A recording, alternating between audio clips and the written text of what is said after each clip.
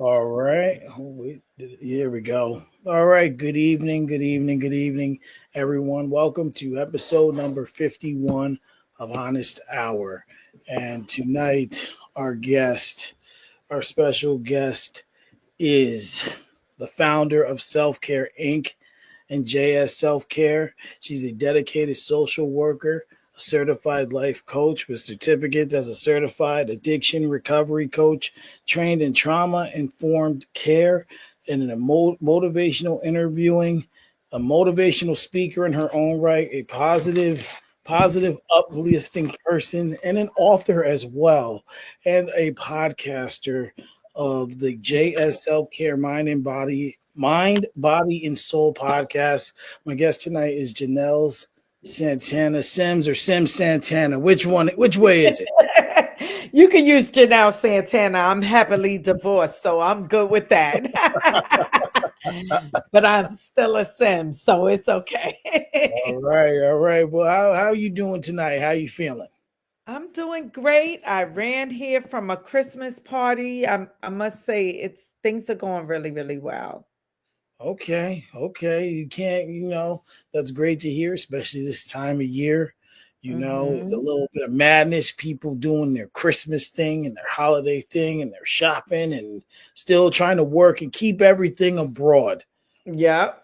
Just So doing too much, I must say. too much and not enough Not time. enough. Yeah, I think we all gotta, try to pump our brakes where we can, and use Christmas time like we use Thanksgiving a time to spend with our families where we don't go into debt and, things like that. Absolutely. Well, let's get right into it. We got a lot to cover and we're going to try and cover as much as we possibly can. So, Ask away. I'm an open book, so it's gonna go well. most times it does, Mhm. we just, if you think it's not, it usually won't, right? Yeah, it's gonna go great. So, where are you originally from? I am originally from the South Bronx.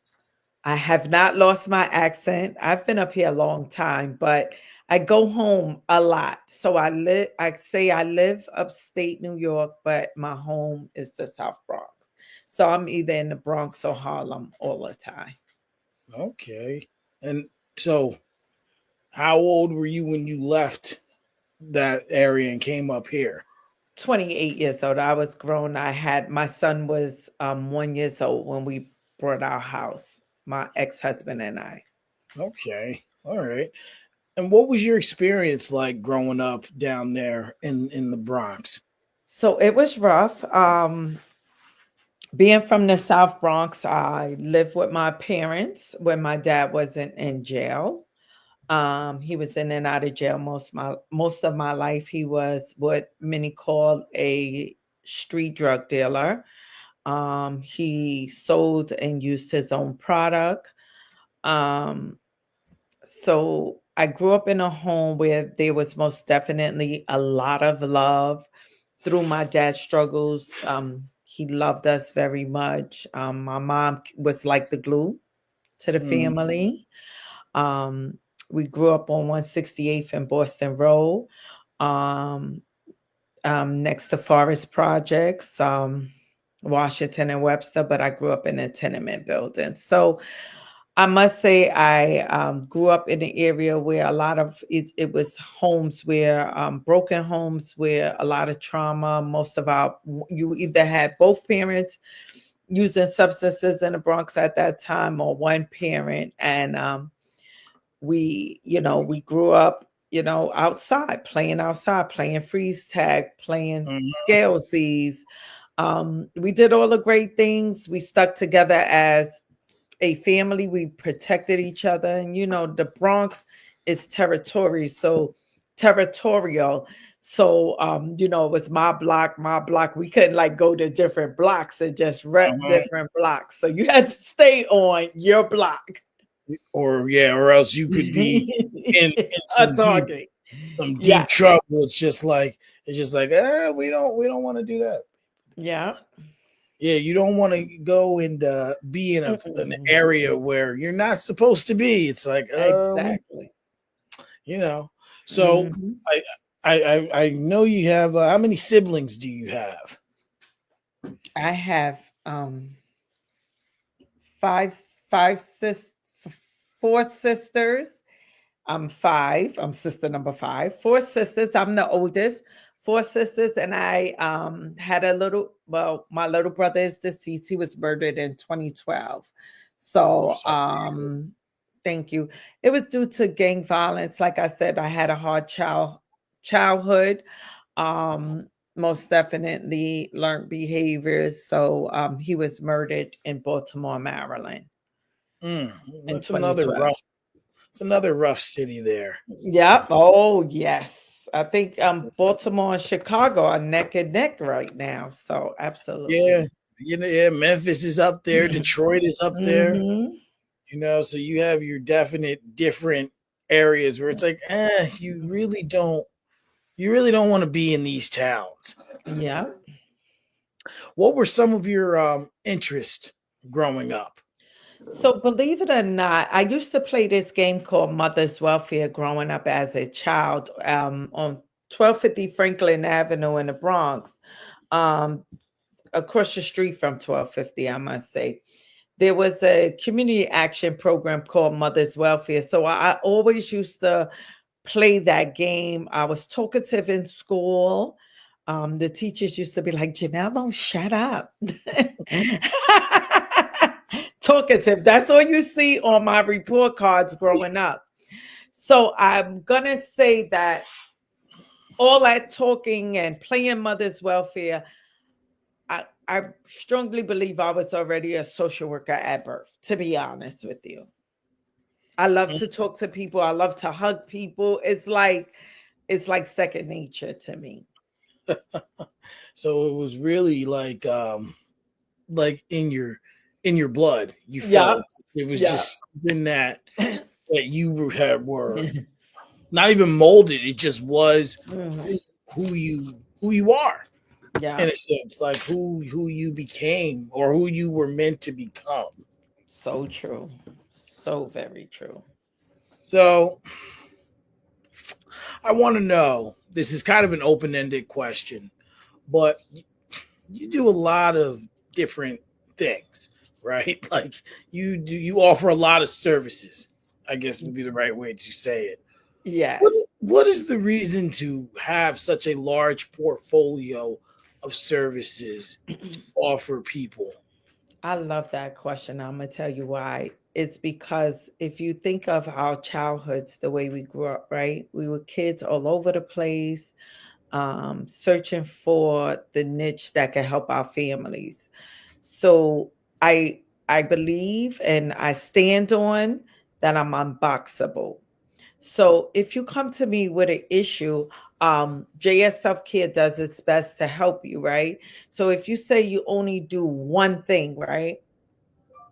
Let's just say I only podcast, right? Because I am a podcaster. I stopped for a year while I was in school, but if I'm only a podcaster, that eliminates all the other stuff that I'm capable of doing. So by building a community surrounding behind me, joining different areas of different groups like New York, Orange County Chamber of Commerce. I'm also BNI. I'm part of the BNI group. Um, Brown Girls Do Network. All of these things allow me to step out of that being box in that box, and it allows me to help people on different levels. Like yesterday I got a text and said, Janelle, I got 700 condoms, can you use them? Now, of course, self-care, when I mean safe sex should be always, right? So I said, Absolutely. absolutely I can use them. So it's just like these are other preventatives that I can do to help people, right? What if people can't get to Planned Parenthood or they can't get free condoms, but now they can see me and in my business card now I'm going to add the condom to it. So now you got a condom, um, which also, prevents from diseases and sorts of things like that. So whenever there's something, I just can't be put in a box. I'm unboxable. So I do a plethora of things. I don't focus on one thing and just be like, I'm a perfectist. I believe perfection is along the way. There is no real thing as perfect. We're imperfectly perfect people. So why don't we do imperfectly perfect things for our community? Mm, very well said. Very well Thank said. you. Well, I was a glimpsed, I used to use the S word, but I was told not to use that anymore when I talk about how I go about finding information. So I came across your website today, Hmm. um, and that was very informative because it was it was a little difficult putting it together because there's so much, and you really try to get all the right stuff and try and just narrow it. And I'm just like, oh boy, this is quite a bit. Like it was a little more than I entailed. But And it's built in. I try to work on that website every week and keep you guys updated.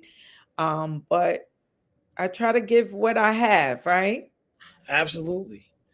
But it seems like the beginning was coaching, Right. life coaching. That is. Um, you've been life coaching since 2003, and you said you were a social worker at heart.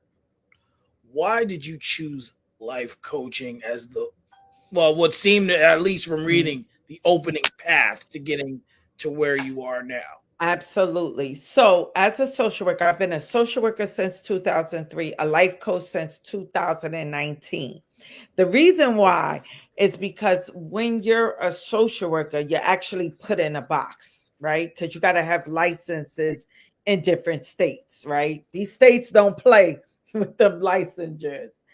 So, No, they, I was I became a life coach, and along that journey I applied for school, and I had a bachelor's level social. I was a bachelor's level social worker, but I kept getting all these jobs as director of social work, and people under me had licenses, and they was like, "Hashi is the director," and it come from the work that my resume, right? I started in New York City.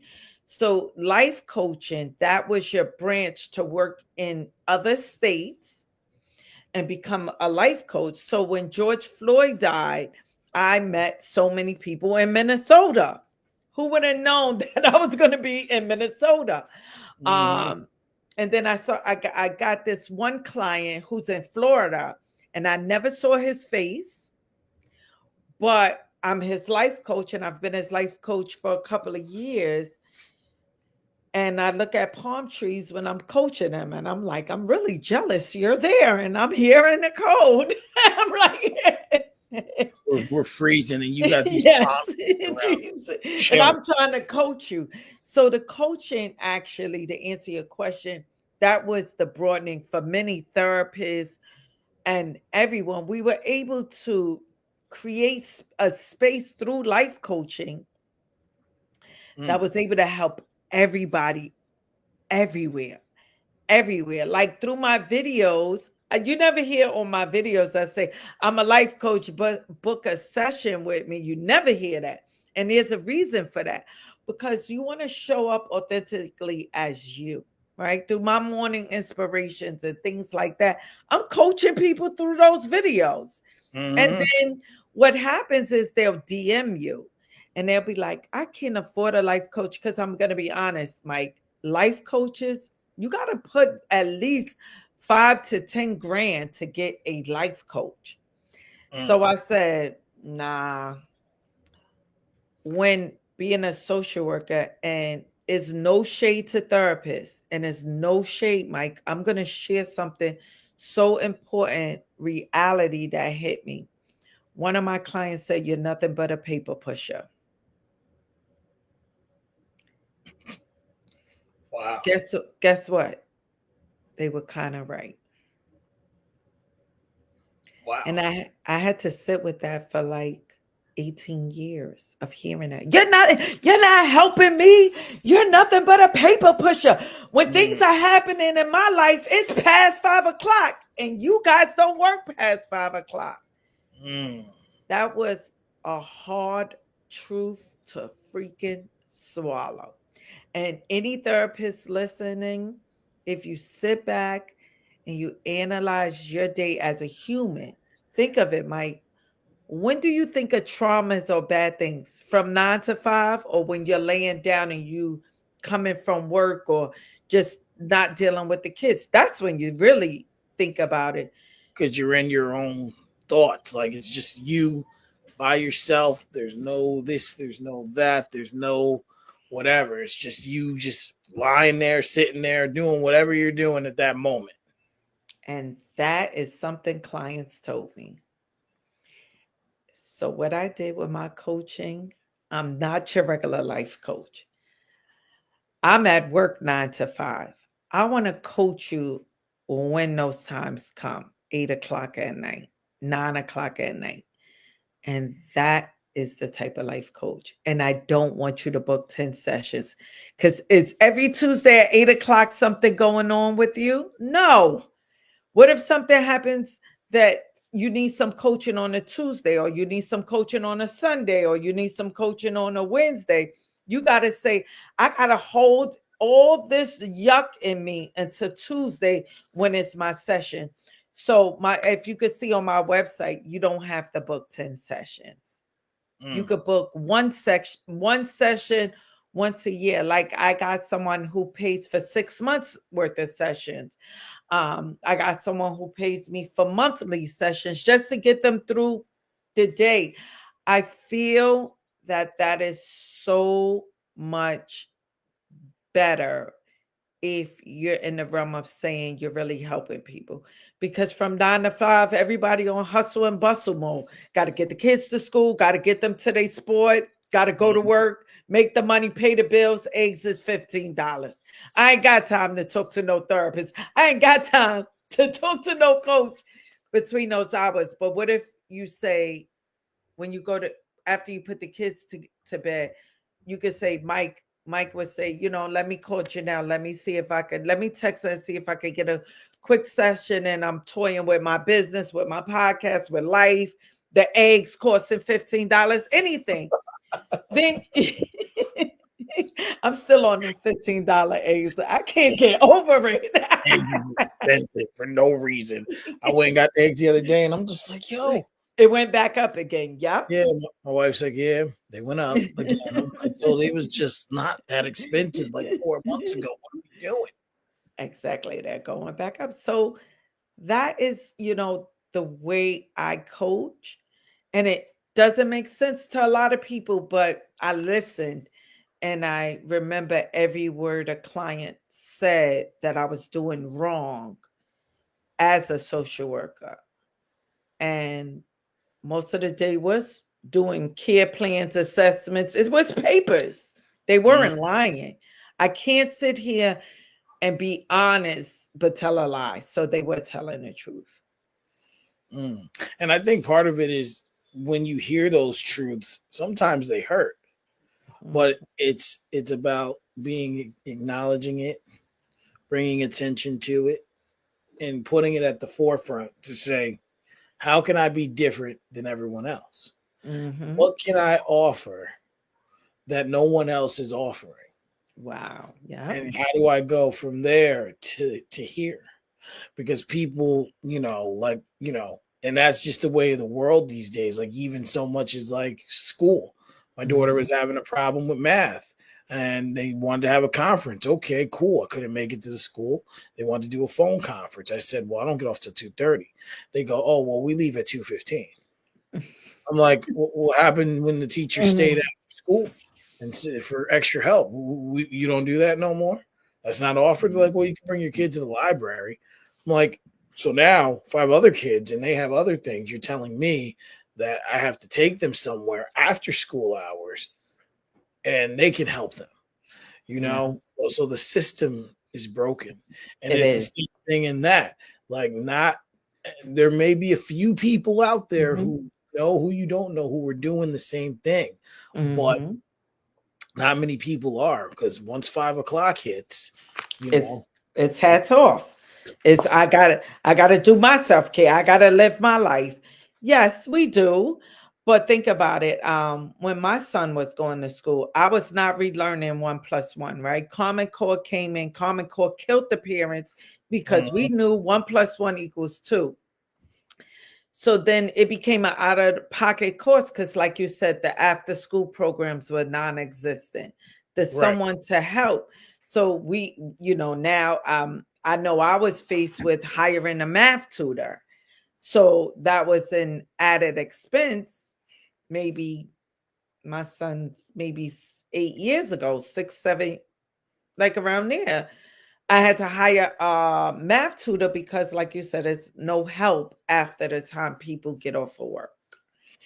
Absolutely. It's difficult. And like you Yes, said, everyone's got to live their life, but you know, the systems these in place are not in place that right. should be in place. I'm not comfortable with you guys or the mind molding the next generation. Hmm. You're showing them that you're not willing to go the extra mile. Absolutely. And that's something that's teaching our generation a lot of bad habits. Hmm. A lot of bad habits. So, this next topic is a little deep, but I feel like it's very deep rooted in your journey. Yes, Um, absolutely. and I want to know, how did the passing of your father motivate you to excel? Um, I did see a few videos of you talking about his passing. Hmm. It was written in that, but I could tell that that moment was a pinnacle moment that changed your life in more ways than one. So you remember what I said earlier? I'm a social worker, right? Yeah. You remember those words? Okay. My dad struggled with substances all my life. His drug of choice was heroin. I believe it was he died May 11th, so Mother's Day was May 10th or 9th. We Mm, took my father to Kensico, which is where my mother is buried, okay. not to a drug mill, to Kensico. And I say this because it gets deeper. And we take him, then we go to our stomping grounds. Like I said, the Bronx. We're well known in the South Bronx. It's not like we could walk and people don't know us. So I'm not gonna say it was strangers. I would be lying. He went to his regular dope dealer and brought fentanyl and tramadol instead of heroin, which was never his drug of choice. Oh His boy. drug of choice was always heroin. So I got mad at him for relapsing. I'm in my 40s. Look, I don't got time to be a babysitter. My father moved up here after my mom died. So I became his caregiver. My father suffered from mental illness. He did have the due diagnosis of mental illness and substance use disorder. Um, but I was angry with him, Mike, for the relapse. So I'm downstairs cleaning my living room, on the phone, yapping, called my little sister, Mm, I went in his room, grabbed the dog. We used to have a dog. He was hit by a car, but we used to have a dog in here. Walked the dog, and I'm on the phone with my baby sister Joy, and I'm like, Joy, I ain't see daddy all day. Remember, I said I was cleaning. I did go to the hospital, got some tags removed from my neck. I'm talking about regular life. He did make coffee though. So that's how I knew he was alive because I woke up and I drank my coffee. So my sister was like, Janelle, you can't be that mad at daddy. You got to go go check on him. I was mm, like, no, I'm sick of this. I've been going through this since I was a kid. He want to keep relapsing. I don't have time. mm-hmm. So I go in the room and there was the horrific scene. I saw my dad. He was already blue. I applied CPR. I ran down the stairs. Narcan was in my car. I did have Narcan because I was a social worker, right? Going in and out of homes. You never Right. know when you're going to, you never See know when you're out there and going to have to what's save somebody's life. Not mhm, knowing you needed the Narcan in your house so you can in your save the own for your very, own life. yeah. So, as I was navigating, everybody at the job, I already had JS Self Care. It was already up and running. And I'm doing life, like everything is okay. Go upstairs, save him, come back, go back to work. And therapist, do you hear me? Therapist was like, how you out here helping everybody? And yet you didn't help your dad. I don't understand it. Not to be rude though.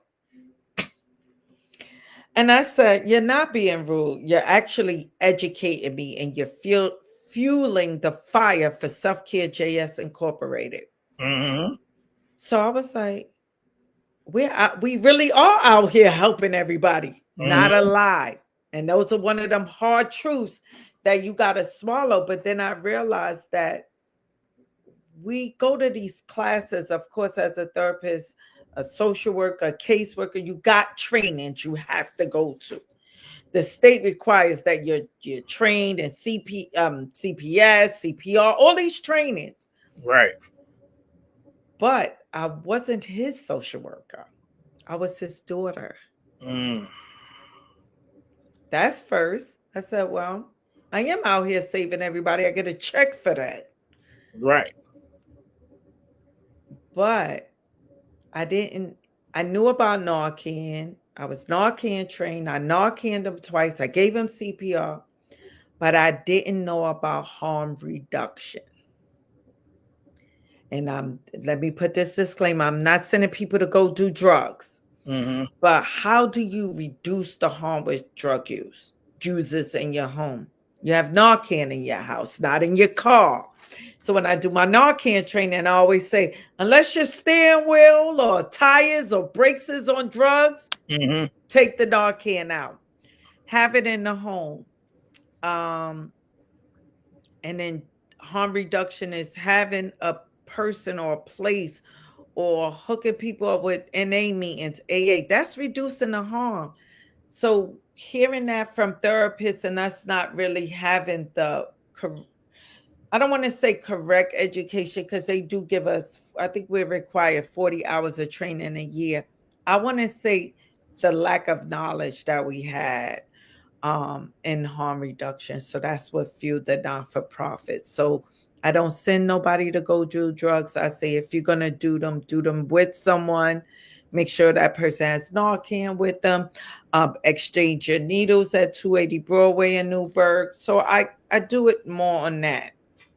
Mm. It's unfortunate that all that had to happen. That's not an easy thing to see or go through. I pray the Lord I never have to go through that or see something of that stature, Mm-hmm. because that's difficult. So that really helped. You already had the self care running, Mm-hmm. but for those who don't know, what is the purpose of JS Self Care, or the mission or disclaimer, if you will? So the purpose of JSF Care is to empower you to be your best version of you. I want to take away that I have to be what everybody think I should be. And the vision behind it is those hard truths that we need to hear that we don't want to hear because of our defenses are so up. Like, what do you mean? What do you mean? I'm not a good therapist because I guarantee you, somebody only heard that.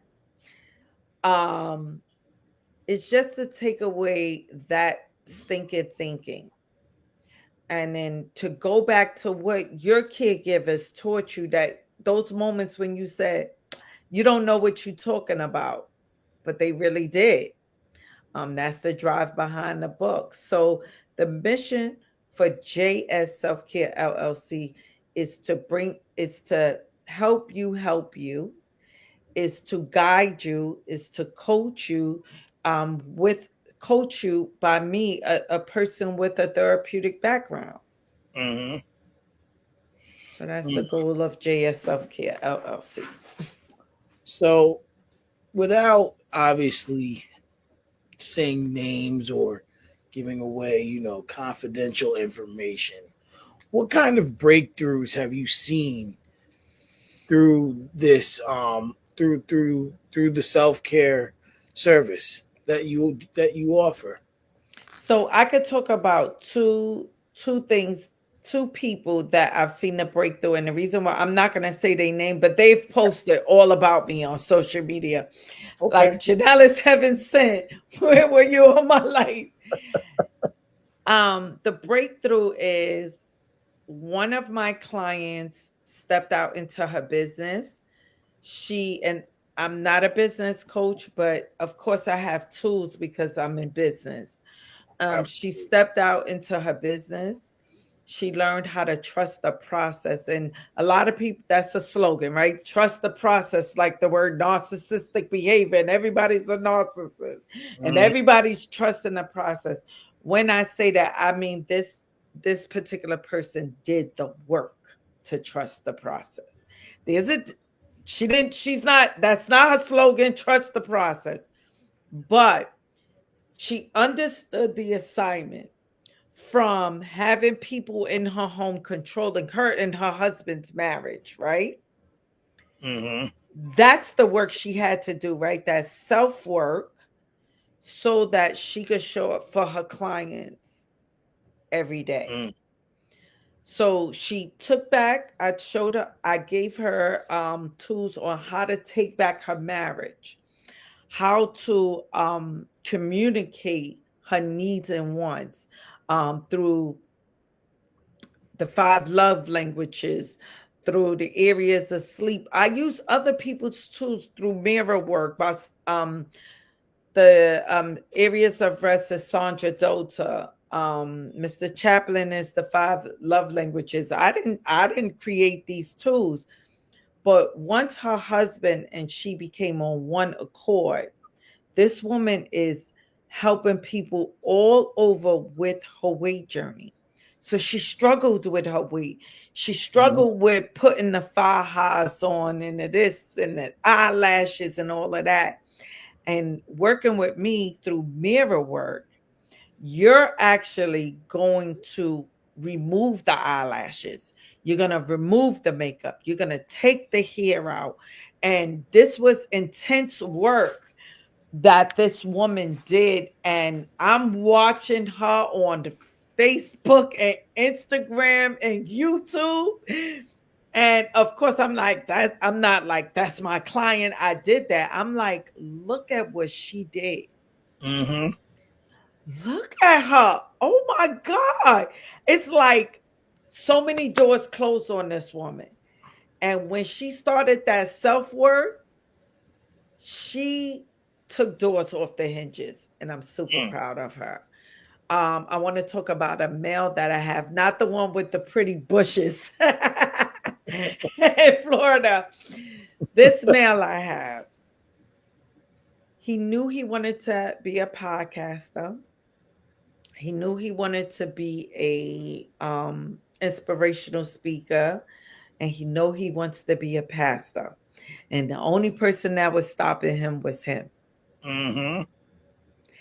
And that he was like, "What do you mean? You know, them defenses when you tell people, I don't want to see this. Mm-hmm. I don't want to see this. And I Mm-hmm. want to see more. I want to see 95% of this and 5% Absolutely. of that."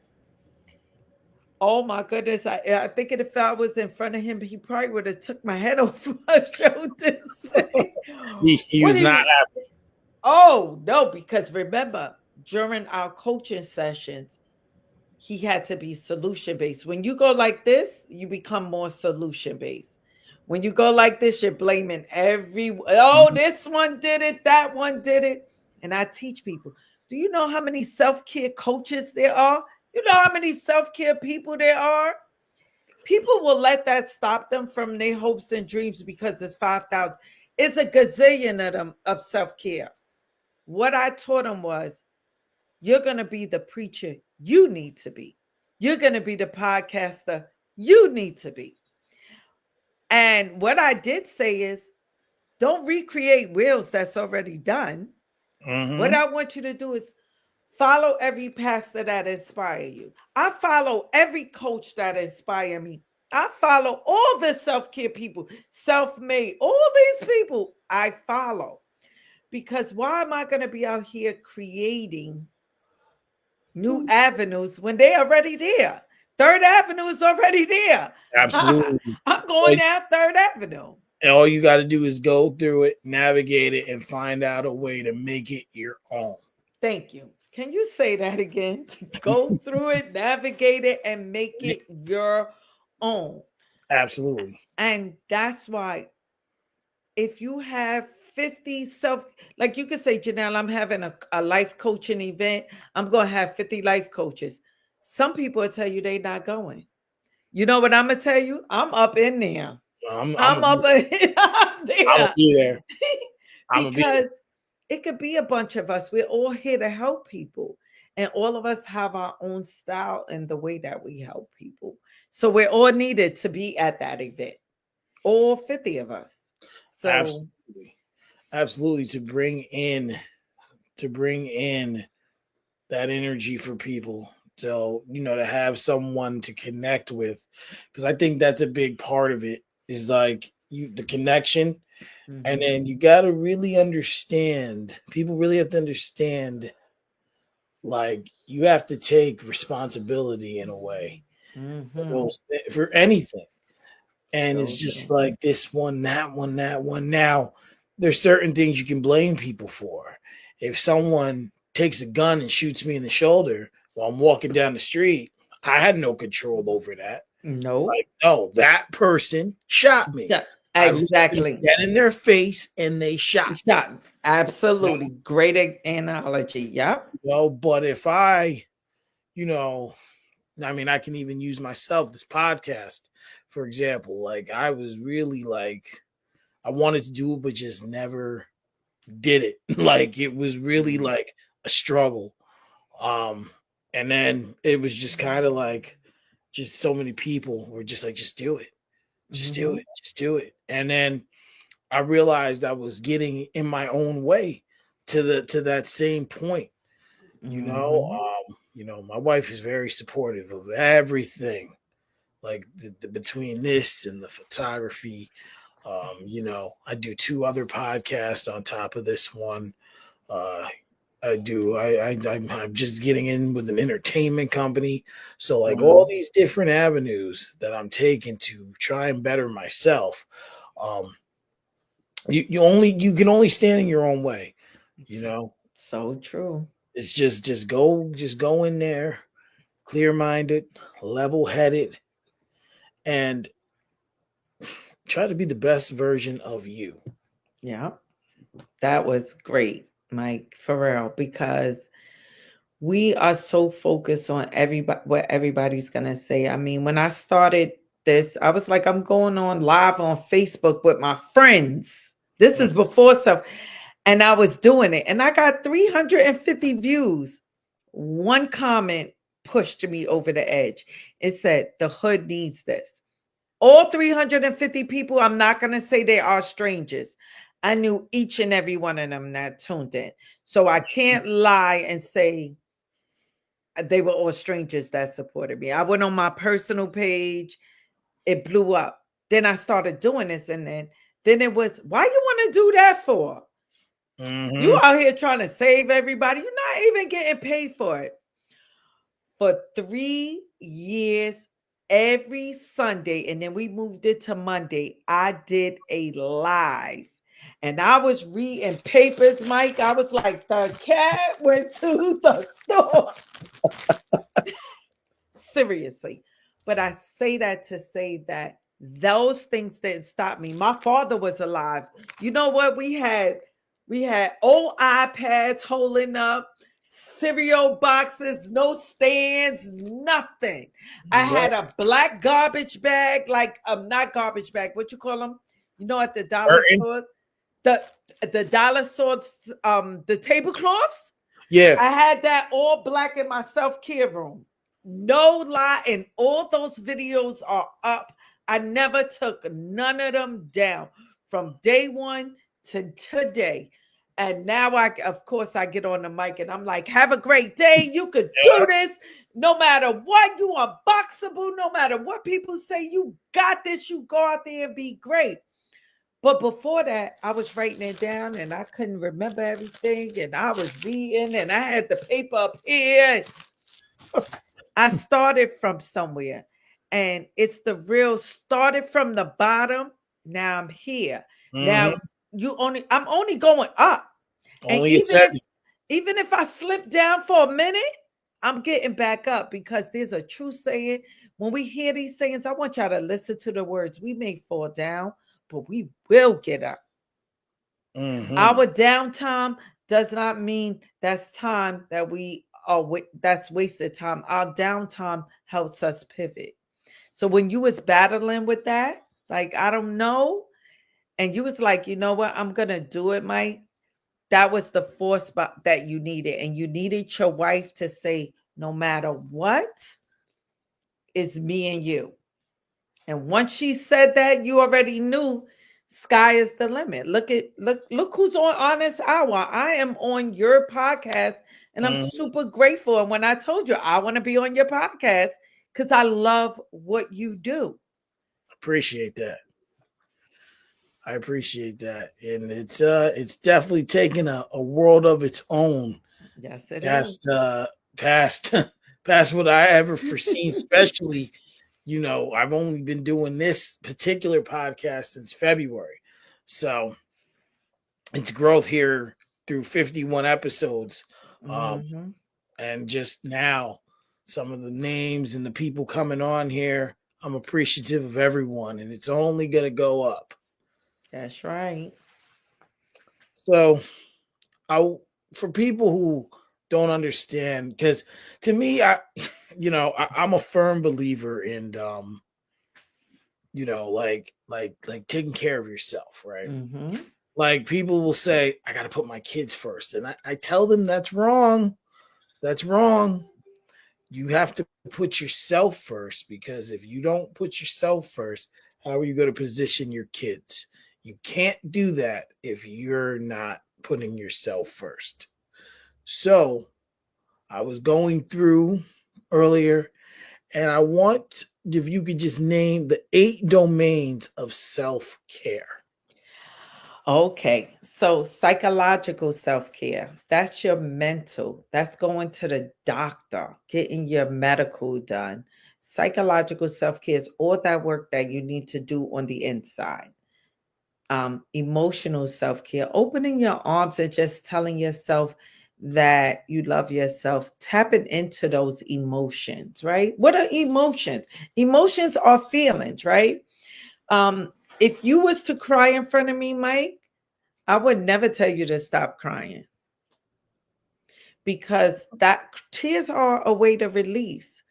If you was with me right now, we kicking it and we laughing. You think I'm gonna say, all right, Mike, that's enough laughing. No, we gotta stop. No, look, we laughing now. No, that is those emotional self-care. Environmental self-care. That's the importance of just saying, today I'm gonna clean out my car. For me, I live out my car. I'm Mhm. always on the go. Oh, It's like literally. office on wheels. That's my office. That's my office, and my trunk is my store. So I'm selling stuff. If I go to the Bronx or Harlem, I'm making money. I'm selling. They run up to me when they see that truck. What you got? Mhm. What you got? I'm getting you first. I heard you selling glasses now. What you got? I'm like, y'all, calm down. But that's that environmental, your bedroom, your living space, wherever your environment is, your office, professional self care, getting paid for what's what you're worth, right? If you're the banker, I'm a banker, you quit, I can't do the job of two bankers and only get one salary. You need to Mm-hmm. go speak to professional self-care is going to speak to your boss and say, hey, I understand, I overstand might quit, but I'm being asked to do double. I would like to be compensated. You don't got to go in there crazy to your boss. Mm-hmm. You're doing professional self care. I like to be compensated. Taking a lunch break. Um, those professional self care. Having professional boundaries, right? If your hours is from 9 to 5, then make it your business to get off at 5 o'clock, because those are your hours. And where I learned that from, like I said earlier, a client said, you're nothing but a paper pusher. So now Mm-hmm. that I have that in my head, I know that I'm helping people, because where I'm positioned now, I'm the only social worker in the building.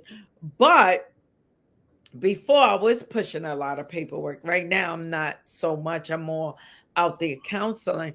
But know that environmental, psychological, making those mental health appointments, getting rid of that stigma behind therapists are whack, we horrible people.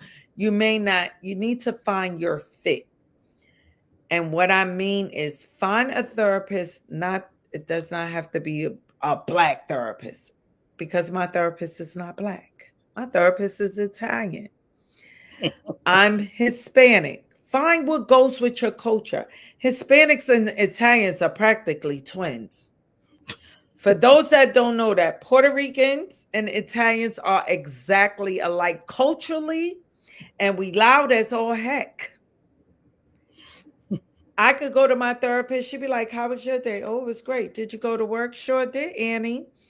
Well, how many clients you saw? I saw about 15. And your day good? My day wouldn't be good. And I'd be like, all right. But I need that therapist, that type of therapist, because she know that I spoke to 15 people and they laid down all their traumas on me. I cannot be okay. Mm-hmm. So she works those out by giving me worksheets and learning how to process that. She even taught me how to end sessions. The way I end sessions, like when we get off this podcast, I'm gonna say Mike and Janell's podcast has ended, because that's telling my brain I'm not still on the podcast. Right. So that was one of our worksheets, how to end sessions where they're at. That way I'm not lugging all 15 sessions to each session. Mm. Having that therapist. So that's like psychological self-care. I think I'm missing some, but I touched on, the basis of the Of those domains. domains. Absolutely. Well, it's interesting you say that, because we as people take on other people's emotions, right? So Mm-hmm. take today. I work in Nabisco and I work in the warehouse currently, and there's a line where we pick all the cookies and the crackers, but there's two belts, so one on each side. There's two pickers, one on each team. So I'm working with this guy named Matt.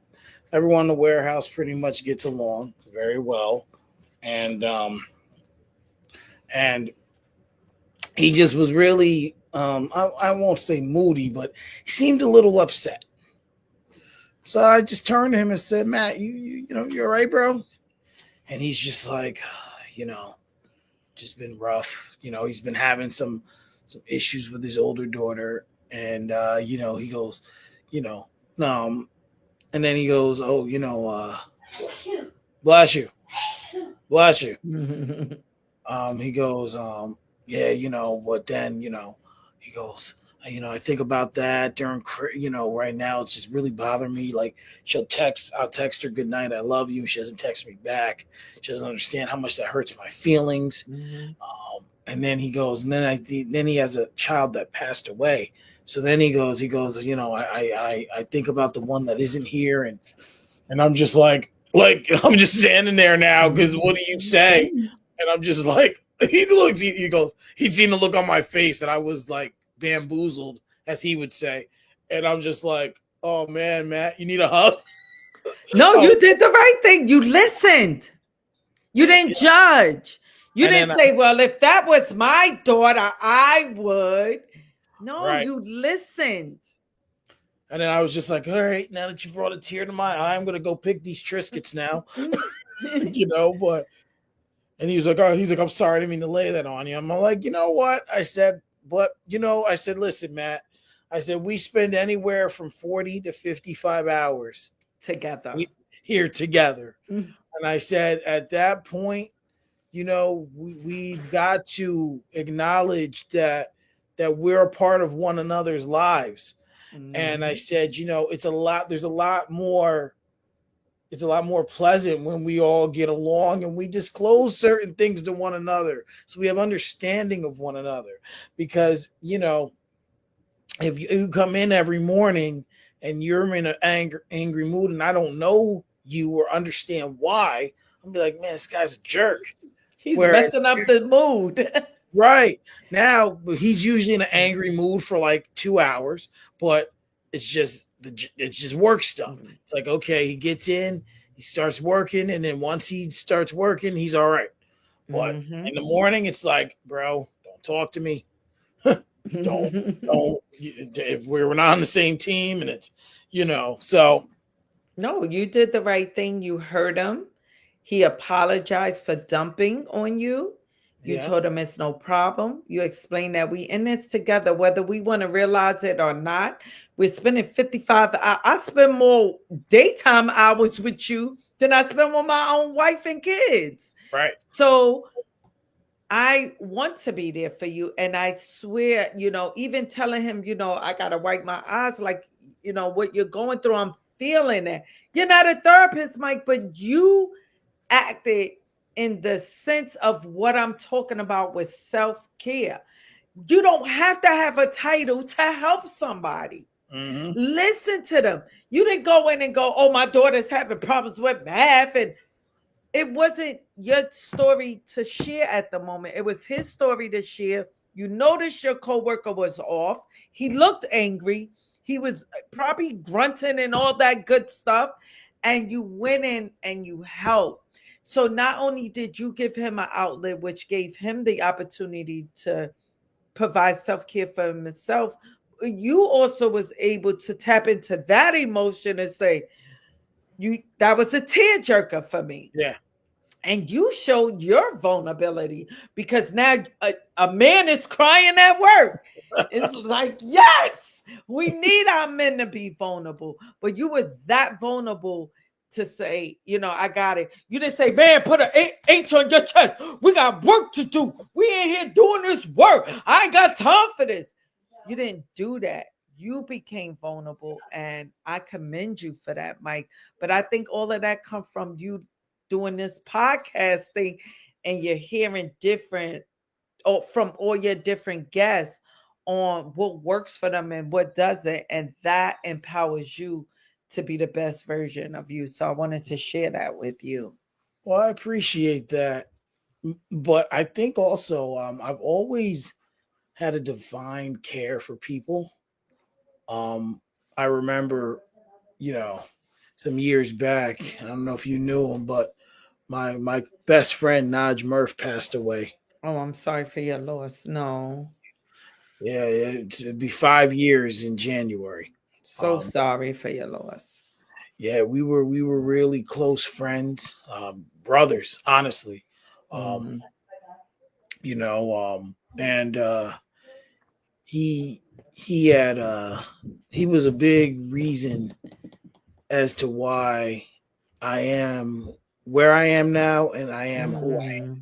He Wow. definitely impacted my life in a way that not many people have. Mm-hmm. And you know, he just I say that because after he passed, we had another friend, Mike Parisi. We were in elementary school together in 5th grade. And Wow. when he died, it really messed all of us up. Like we was just lost, Loss. confused, just like, why? Like, what is going Mhm. on? So I get this random call from this number one day, and then suddenly it's this guy like, "Hi, is this Mike?" And I'm like, yeah." Mhm. And he's like, "Oh, this is such and such from this insurance company." He's like, your friend Mike Parisi gave me your information and wanted to talk to you about. I wanted to talk to you about life insurance. This guy was up in Buffalo.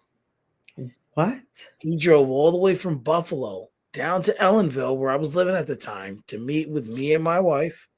We weren't married at the time, but he came down, met with us, and we talked about a policy, um, but then my wife didn't qualify, so we ended up not signing up. But it was just like one of those things that was surreal, because it's like, whoa, like now here we are having this conversation, Mhm. because you don't know, You life is don't. life is too short. And I'm going to tell this story. I tell it too much, but it's something that No, needs to be tell said. it. So I like, I don't know, like, I always forget the year, but I just 2012 sticks in my head. that Okay. that it was when Facebook kind of started becoming a Mhm. thing, and MySpace was phasing out.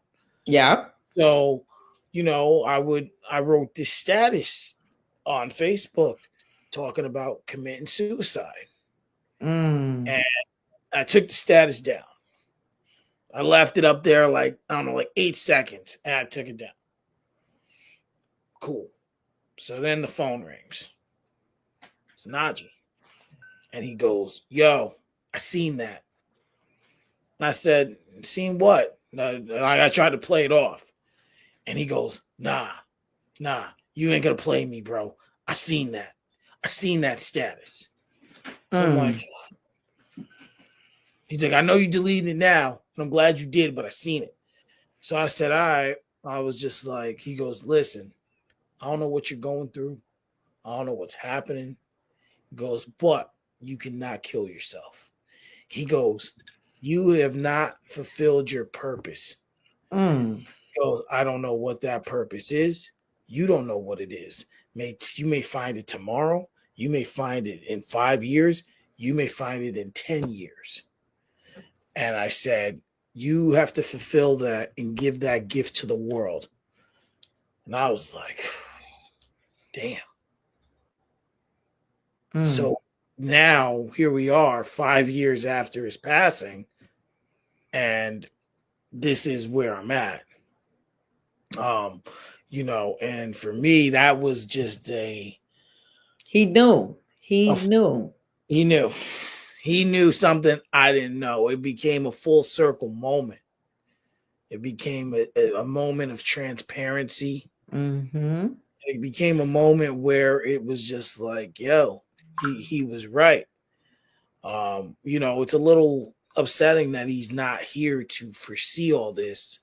But unfortunately, I hate to say this, had he have not passed away, this might not have happened. Wow. Um, And that could be possible. That could possibly be so. He knew what you needed. He knew to send an insurance person all the way from Buffalo, where that guy could have been like, "I'll call my brother down the block. He can help you." But all of those things is because your friend planted seeds. mm, Believe it or not, I strongly believe that my father wanted to be with my mother. There is a strong possibility that he went to his drug dealer and told him, "Look, I want to go with my wife. She's mm, not living on this earth." I don't know. Um, do I feel that he's happy to be with her? Absolutely.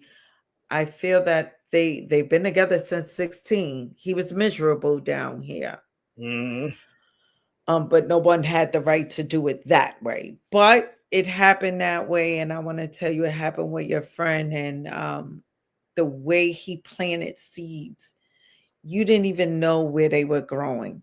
You just like insurance guy from Buffalo. You probably said, "Okay, you coming? Okay, yeah, yeah.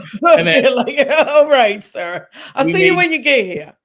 We made the appointment, and then he was there. And then the part I left out was after that, he goes, listen, you give me 5 people and their phone numbers, and I want to reach out to them about potential policies.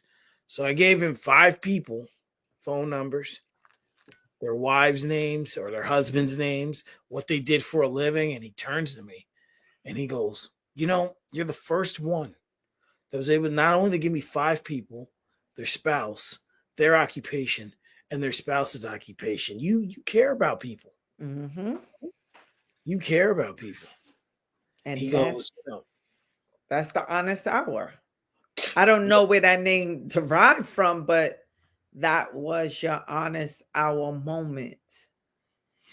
We it just was a spur of the moment thing. I just mm-hmm. kind of thought about it, came up with it.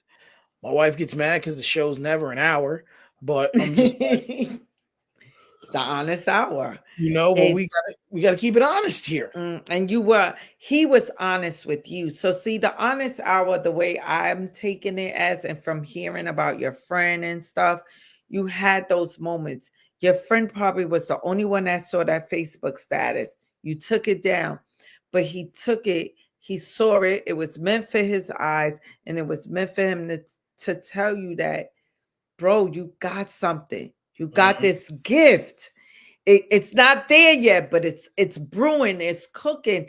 And always remember that our gifts are cooking like babies, right? In the womb for 9 months. It's stirring, it's moving, it's growing.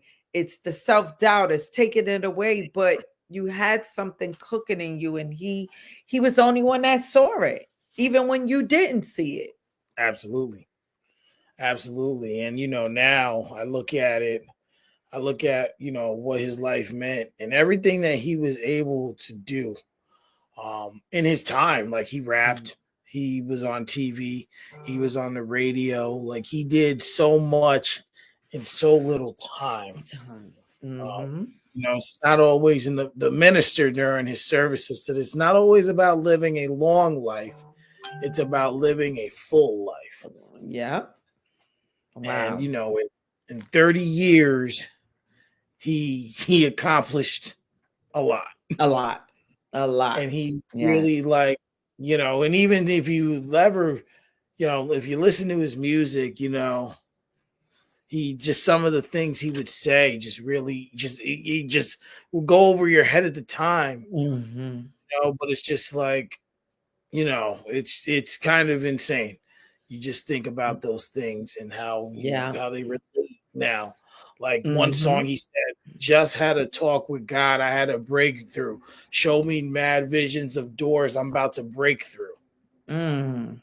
And it's just like, and ironically, that song's called Look Back at It when he's just really talking about don't look back because it's not going to do you no good. You Just know, keep look, going. look forward. Yep. You can't walk backwards. Yeah. You can't walk backwards. So he was right. So it's just one of those things where you live, you learn, and now even though I suffered a great loss, I gained a lot in his loss. Mhm.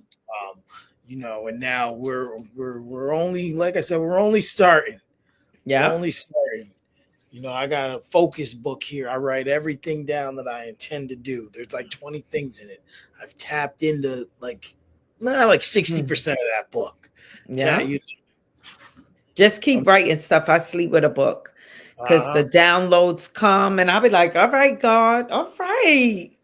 You're And like, the downloads come, they come when you least expect them. So I'm always walking around with books. I mean, everywhere I go, there's a book. And I just be like, the book is needed. It's therapy and writing, the power of the pen and pencil. So just know that, and keep writing, because you could do 90,000 things absolutely. and accomplish the one goal you want to accomplish, and that's to empower people, give them a platform where they can speak their truth with no judgment. Mm, absolutely. Absolutely. I want to know before we get into the book. Obviously, you've been coaching for so long. What's the difference between coaching and therapy? Wow. I knew you was going to ask that. So, no, it's fine. I know the answer. Coaching derived from sports.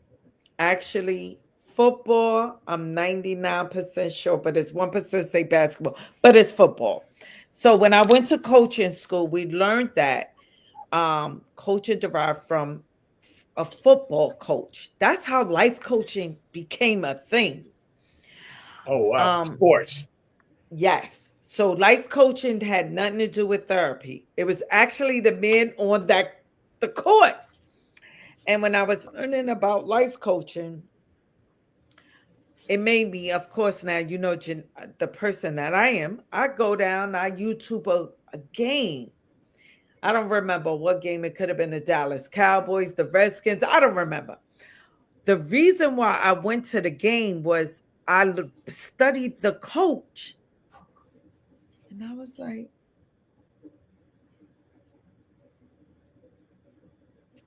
that makes sense. So coaching is where the thing that is happening now. You on the football field. You trying to get goals. I don't know much about football, but I'm gonna use basketball. You trying to get it in the net. You're Yeah. focused on your 3 pointers. You think that is what coaching does. That's coaching. We want to help you where you're at right in this moment.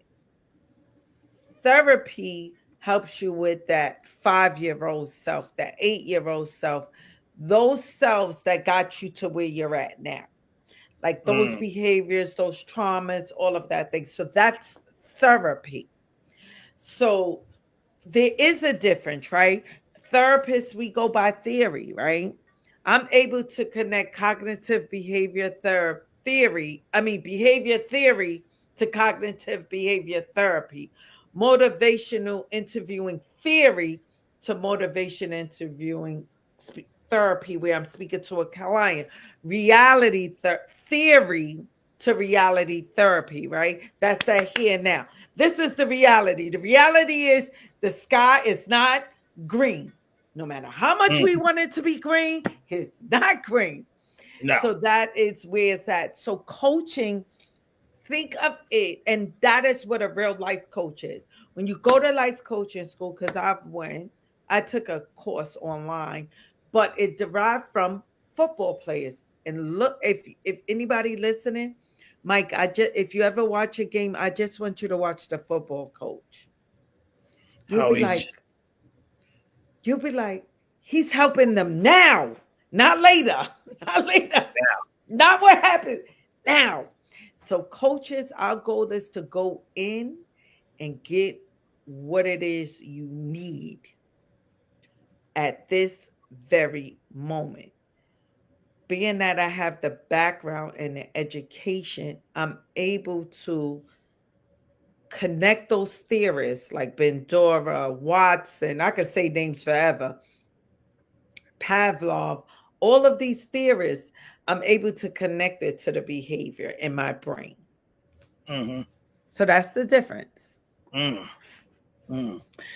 Wow, I love that breakdown of that because it's just there's so many they're similar but they're not.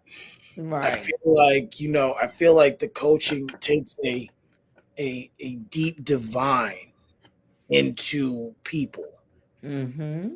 Another one of my friends, she was on this show. Oh gosh, I think she was episode 15, Cortland Christensen. She's along the same lines. Life coach, purpose Mm-hmm. coach, Mm-hmm. very very much like you. Always posted uplifting, positive videos, really great energy. And it was just she had great answers, but she I feel like it wasn't as deeply divulged as that, and kind of just getting the mannerisms. It's ironic you brought up football because while we're doing this, the game is on right here. Gotta just Don't use it, focus on the game. Focus on the coach. you know. Try to use a peripheral vision because I do my sports show Monday, so I gotta know what's going on a little bit. Absolutely. So I want to talk about the book here. Hard Truths About Self-Care. Mm, You know, this is a great read. thank you. A great read. There's sections in here for you to write feelings, write emotions. Really, you take a journey into yourself, Mm, and you take a journey in understanding yourself. And you really when I first picked up this book, well, when I first picked up, actually, hold on. Let's let's go back a little bit first. Let me tell the story of our first encounter mm, because I had, when watching your videos on Facebook, have been an avid supporter, and I had always wanted to reach out about having you on this show. But two things I felt were required before I did that was one, I wanted to meet you in person, you said that. and I two, remember. I wanted to make sure I had this book first. And I took my daughters to the Black Girls Do Hmm. Network event down there at the Armory, and it was actually one of my friends since school is Big Keisha Hall. So I had Hmm. seen she posted something about it, and then I said, you know what, I'm going to take my daughters there. And I Wow. wanted them to see what their worth was, what their value was, what they could do with their minds. Hmm. Just seeing these amazing people and all these different businesses. They really do. It was really a beautiful thing to see all these people really just step up, all these women, and really Hmm. put something forth for women, for men, for kids, for culture. And meeting you there, it seemed like it was just where it needed to happen. Because Absolutely. to have my children there and to have them to be able to see this stuff, it even inspired them. Mm. It inspired them in a sense. Didn't have my youngest there, my Michelle, little firecracker. Her birthday's next week, so she's just. Oh, she. Well, no, is it? No, wait, what's today? The 12th. Oh, yes, yes. My wife just shouted from the other room. It's next Sunday. It is next week, Yep. 22nd. And Wow. My little brother's birthday is the 22nd, the one that passed, December wow. 22nd. Wow. We were meant to talk. We were meant. I'm telling you. Oh yeah, she is. Hmm. She's, she's Michelle. Yes. Definitely the one that keeps me on my toes. The other two are a little more grounded, Yeah. and the older two, one don't live Hmm. here. The other one, she's here, but she's not here. Yeah. Hmm. Oh, I know. Them teenagers. Absolutely. So with this book, what made you decide to write? Well, is this your first book that you've written? My first book. It was after the loss of my mother. It was sitting in my computer for 2 years. What a place, right? Mm-hmm. Um, Self sabotage came in this book where I knew I had the gems everybody needed, but I just kept it to myself.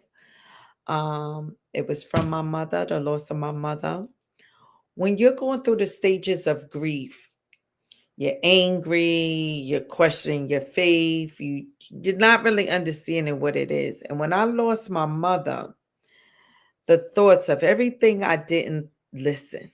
I didn't listen because I knew it all and she knew nothing. The same thing I'm going through with my son. He knows it all and You I don't. know nothing. So this this the cover was made by my guy who works for Fiverr, and I don't even, where is he at? I can't think of where he's at, but he's very far away, like Ukraine, not Ukraine, Pakistan. Okay. And I said, I need a book cover. The name of the book is called The Hard Truths About Self Care. When he sent this cover, I Mm. didn't choose from 50,000 covers. I was like, this is what my grief looked like when I lost my mother. And this is what I started to jot down everything she said. Like she was in my ear. You know how your mother be like, "Gang, gang, gang, gang, gang." That voice that you will never, ever, ever forget. Oh And I man. started jotting down. And then she used to always say, set boundaries, don't let people walk all over you. And I was my mother's strong daughter. I don't play, Mike. Yeah. My tongue could be a knife. And that is why she birthed me so I could protect her. My mother always moved people in her house. And she would say, you can live with me. You don't got to pay no bills. So while my mother was struggling to keep all these people together, they were getting fly. One lady brought a skinny gallon of quart of milk, and it's 8,000 of us. Who puts a quart of milk with 8,000 people in a 3-bedroom apartment? What type And you do? yeah, so then I said boundaries. My mother was big on boundaries, but then I came up with boundaries without consequences is pointless. Mm. So the way I do people, because I don't believe people should know how to treat you because they shouldn't. They don't know you as Right. much as you know you. So how about you telling a person, like Mike, if you can you I don't like when people yell at me. And if you continue to yell at me, Mike, I'm going to end this podcast. That's a boundary and a consequence. The consequence is I'm ending this podcast. So Mm-hmm. before Mike raises his voice and be like, well, Janelle, this is my podcast, he knows that I don't like to be yelled at, but I talk so loud because of my culture, right? I'm Puerto Right. Rican. So we're loud. I'm not yelling at you. You know that. So boundaries without consequences is pointless. Stop being a walking doormat. For me, that was men in my life. My boyfriend, not men, but my boyfriends. They knew I was so kind hearted. But when I lifted up the mat from them, I am no longer your walking doormat. Mm-hmm. Because sometimes we let people keep walking in our house, walking in our life, walking in our life, and they keep doing us dirty.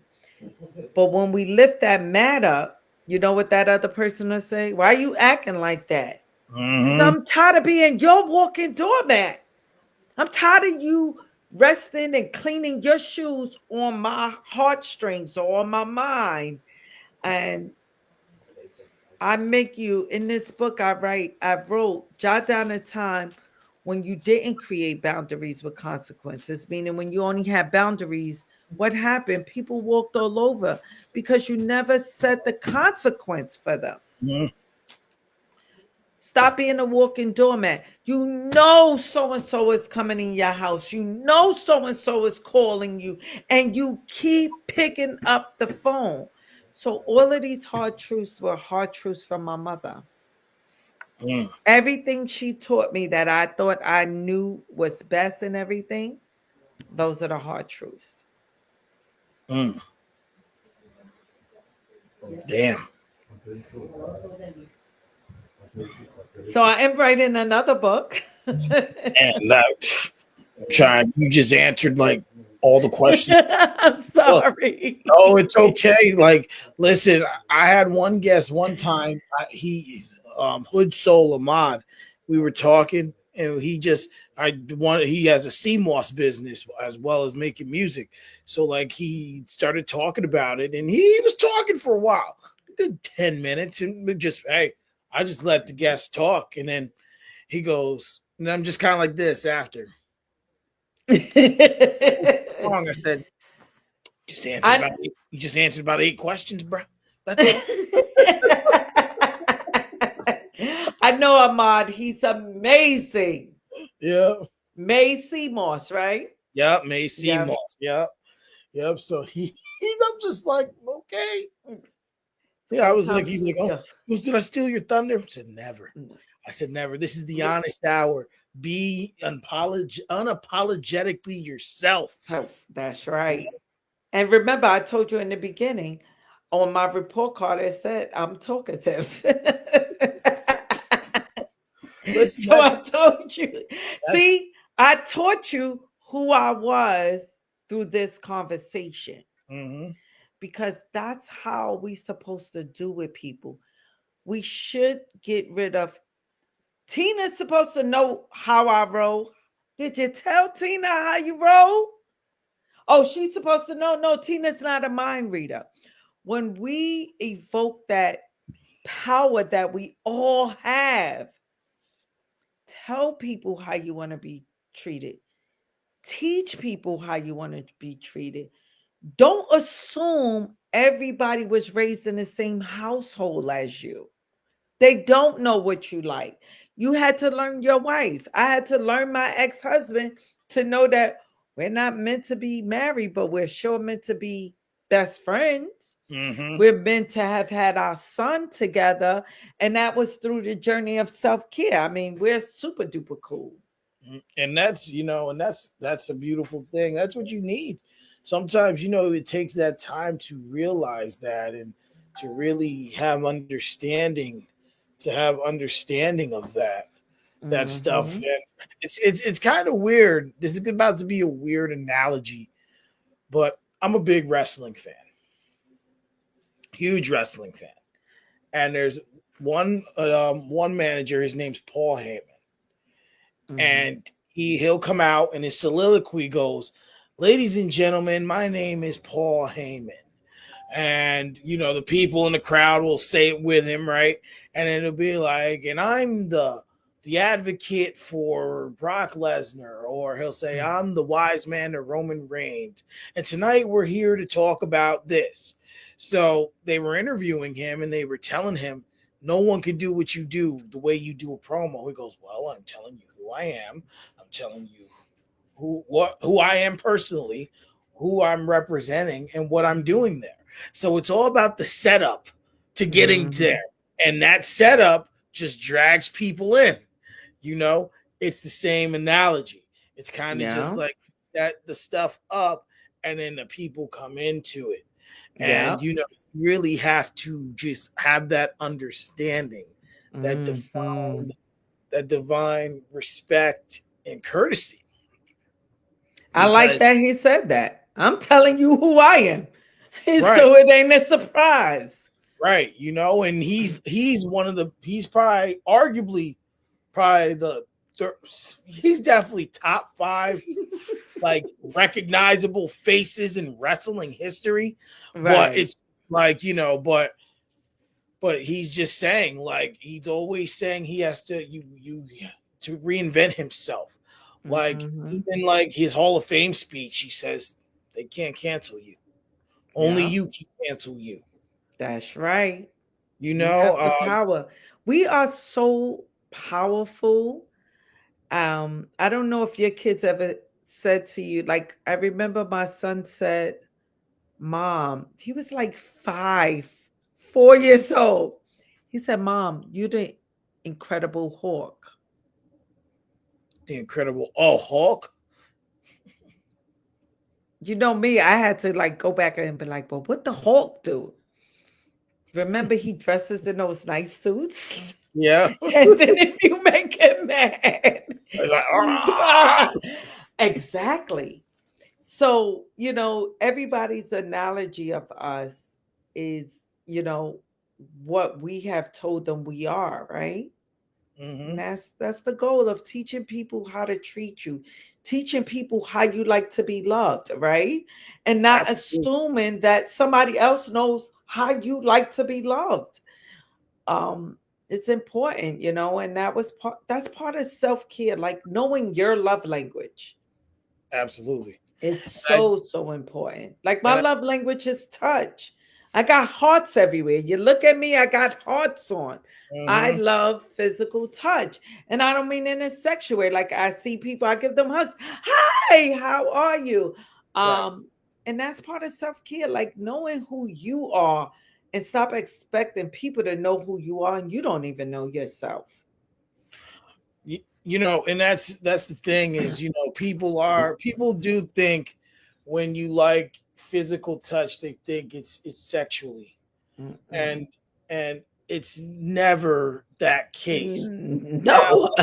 le- like, now let's be honest, everyone likes sex. We call it Yes, of spade, course. but But no, it's yeah, not I like that. I like where you're going. Like when you know your love language, that does not mean the person you're laying with at night. It's knowing what you like. If you like acts of service and I'm walking around, hi Mike, how the kids, how the wife, oh, give the wife a hug. And you looking at me like I'm a whole fool because your wife a love language is acts of service or words of affirmation. And you like, girl, she don't want no hug from you. It's just knowing, what it is you like and expressing it to others. Like I tell everybody, give me a hug. Like I love to hug. I'm the heart lady. yeah, Make sure your brand goes with who you are and what you do. My second part of my love language is words of affirmation. What do I do every morning with you guys? Because uh-huh. I'm showing you guys what I like. I like to be told that today is going to be a great day. I am going to have an amazing day on purpose. I'm going to walk one foot in front of the other because I cannot walk backwards. Right. And I'm like the same way. I like to hug people. Hmm. I'm very like outgoing. Like in my other love languages, I care. Like if I'm Hmm. asking you something, like, yo, where's your mom was sick? It's not I'm asking you because I want to tell the whole world. No, I truly care Care about your mother. about your mom or your dad or your kid. You So genuinely care. And that when people defenses up like that, Mike, I want you to commute to yourself that they haven't worked on themselves yet. They mhm, don't know what self-care is because it is a lot of people. I was once one of them, and you probably were too, walking around with this like, I don't give a F and I'm gonna go to work and I'm gonna do because those are called our defenses and nobody can hurt me. I do think you gonna walk out, go. Those are our defense mechanisms. And until we get to the space of transparency and vulnerability, we gonna have those defenses up. So when people lash out, like you gonna tell the world my mother's sick, you like, dude, I really care about your mother. right. Just have in mind and say to yourself that way you know how to respond with that statement. It's they're not there yet. They're not there. They're not in tune yet. They're Well, just not. I think what it is, and I'm the type of person where if you attack me, I'm going to attack back, right? Mm-hmm. If I know you're being, I don't know the right word, but if I know you're like just really like coming at me, I'm going to Right. come back at you. If you say something out of the way, like rude, like I'm going to get rude with you. And one it happens, and sometimes it gets. I'll make it personal if I feel like you're Mm-hmm. that far out of the way. I will utilize something personal to make, and then they kind of like, oh, Mm-hmm. okay, like just stay in your lane. Yeah. I'm the type of person that when, like, I look at, I drive trucks from time as well, Mm-hmm. as well, warehouse. And one thing about driving a truck, when anything can happen. The first thing you do is assess the situation, look at everything around, figure out the best option to complete the task. That's the Right. same thing. Now, so if someone comes at me with all this high octane energy, okay, assess the situation. Well, I'm sorry you feel that way. Is there something we could talk about that'll help, so we can get to there from here? And it's always Mm. about figuring out the best way in order to So get people I love that. to where it needs where not that I feel they need to go, but to Right. where they can answer that question to say, Question. some people be I like, "Good love morning." Well, that. fuck you. Like, what? Wait a minute. Like, okay. I mean, Hmm. like, we're just going off this energy today. So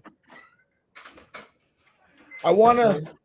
So so I true. also, I also want to say to you, congratulations. I Thank s- you. I seen I seen this the other day. This Yes. video here of I you am the do. proud recipient of the Joseph Dean Award. Um, I'm so elated. Didn't know I was getting the reward until I got the letter on the 26th of November. Didn't know I was being nominated or anything. And that award was just from helping people in my community. Um, I think what we don't know is a lot of people follow us that we have no clue of. And they said, it was a bunch of people, and it was the hardest decision that they had to make when rewarding this reward because it's a community service reward.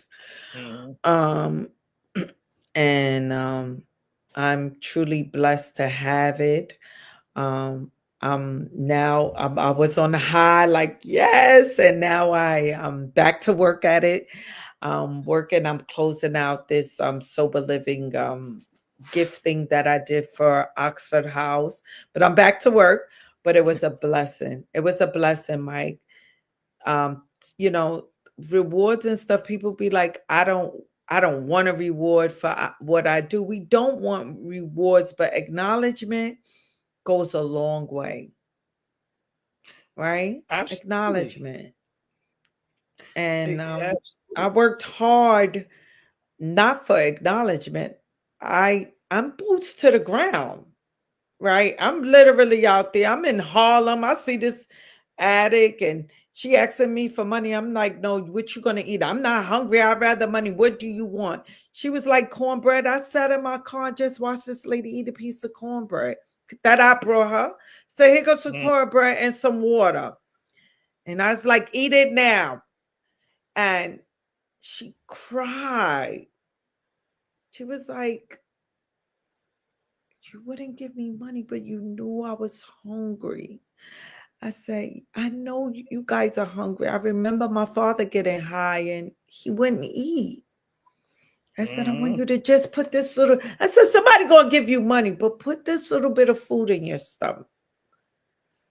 So, Absolutely. the work is being done everywhere I go. I'm talking to people and I'm just helping the best that I can. And I gotta say, I'm not doing it by myself, Mike. I'll post, I need coats, I need this, I need that. And the outpour is just phenomenal. This community really helps.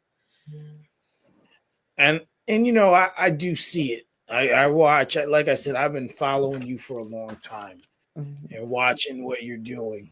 It's inspirational because Thank you. I think absolutely, absolutely. I think that there's not enough of it, and and it's and like and you're not doing it for clickbait. You're not Mm-mm. doing it for views. You're not doing it for attention. You're doing it out of the kindness of your heart and the fiber of your beings. And that is something that's far more powerful, that's far more important, that's far more intricate in this society, because there aren't good a lot. No, hold on. Let me clear that up, because that was going to come out wrong. There are a lot of good people out here, Hmm. but Absolutely. but there's a lot of people who aren't willing to do those things, go that extra mile. I see you pop up at every event that's possible. Like that's like when I was scouting earlier. Like, Jesus Christ! I'm like, all right, there's got to be a shorter way to get what I'm looking for here. You I'm know, laughing because I just came from the Latinos Do Network ugly sweater. I got on an ugly sweater. oh man, like you just can't. Yes, I And don't sit down. and that's the beauty of it, is like Yep. you really do Hmm. provide that kind of service to all, and you're so Jesus, not intriguing, not forgiving. Jesus, there's a word I'm looking for. I can't find it. Like you're Genuine. It's a genuine. approachable, Yes. genuine, and approachable. I- That's the word I'm looking for. Oh, I just couldn't find it. I yes. was just like, I'm like, where is it? Where's the Yes. word I'm looking for? Yes. So approachable, and All the time. I don't that turn energy, anybody away. and you can't. You Mm-mm. can't. Not in any form or fashion. We have to be mindful of what we do. We Yeah. have to be mindful of how we do it and what ways they do it. But you said something before, another book. What can you tell us about this book so far? The hard truths about living with an addict. Mm, Somewhere along those lines. I mean, it's not copyrighted or anything, but I'm going with that. I want to share those hard truths about self care and living with an addict. How we were, how we had to hide our money so our dad wouldn't steal it, how the TVs were going, how we pushed forward, how we had those fun moments like walking from the Bronx to Harlem. It's not a far walk, but we did that. Those things that many take for granted with living with an addict, and that loves them very much, but fighting a disease. So the book is in, it's not all the way done. It's in the computer, and I promise it won't stay in the computer. like I gotta get this out. It will, after I take my licensure for my MSW, the book will come out right after that. Okay. All right. So hey, it's in the Hmm. means and in the works. So Yes. another thing I want to talk about is your eyewear. Eyewear is very unique, very different, but it embodies who you are. Hmm. Like it really does. That specific style of glasses. Like if you were to wear these, I would be upset. It would refuse, like just that ovular shape or whatever shape, circular shape Cat eye. with your face. And it's just to the point where now you selling glasses. How did that come about? I gotta know. Oh my goodness. So I have, first of all, I wear prescription glasses. Let's Okay. be clear. I have 84 pair of prescription glasses. 84. Eight, four, like 84 one pair. less than 8.5. Yes. I have 84 pair of glasses. The reason for the glasses is, Billy Joe's in Newburgh? Oh, rib works. Yes. So I was in Riverworks. I took a pair. It was summertime. I had some old contacts in my car. I plopped both of them in my eye and lost my eyesight for 3 days. My oldest son had to put ointment. He had to leave his job and come and put ointment. I was totally blind. Wow. Until my corneas repaired themselves with the ointment. And then I brought one pair of glasses, and then I have addictive personality disorder. So sometimes when a parent is have addictive behaviors, the children come out with certain disabilities, and one of mine is addictive personality disorder. So I brought one pair of glasses, then I brought four pair of glasses, then I brought five, then sometimes six are coming. And then I was like, everybody always go, where you got your glasses? I go, Zelo, they sold out. These companies only make like maybe 2 to 3 to 4, and they sell them for $3, and then the fad is over. So in the comments of a lot of my videos, if you go back years and years, everybody kept saying where the glasses come from. So every year in my business, I focus on a vision. And last year vision was the time is now. And I put it on a bunch of posts, hashtag the time is now. And even if anybody listening, you go to Google and you go hashtag the time is now, you'll see a bunch of my videos pop up. And this year I was like, well, what's going to be your slogan? So my slogan for this year is health and wellness.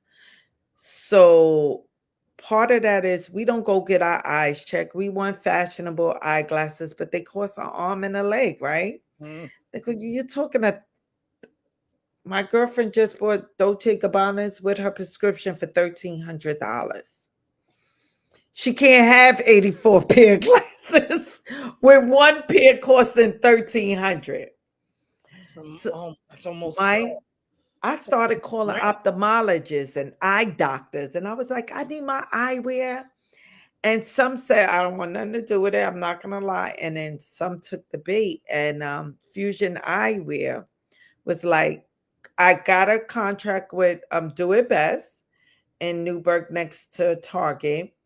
Then I Okay. met with Barbara Martinez in Orlando from Fusion Eyewear.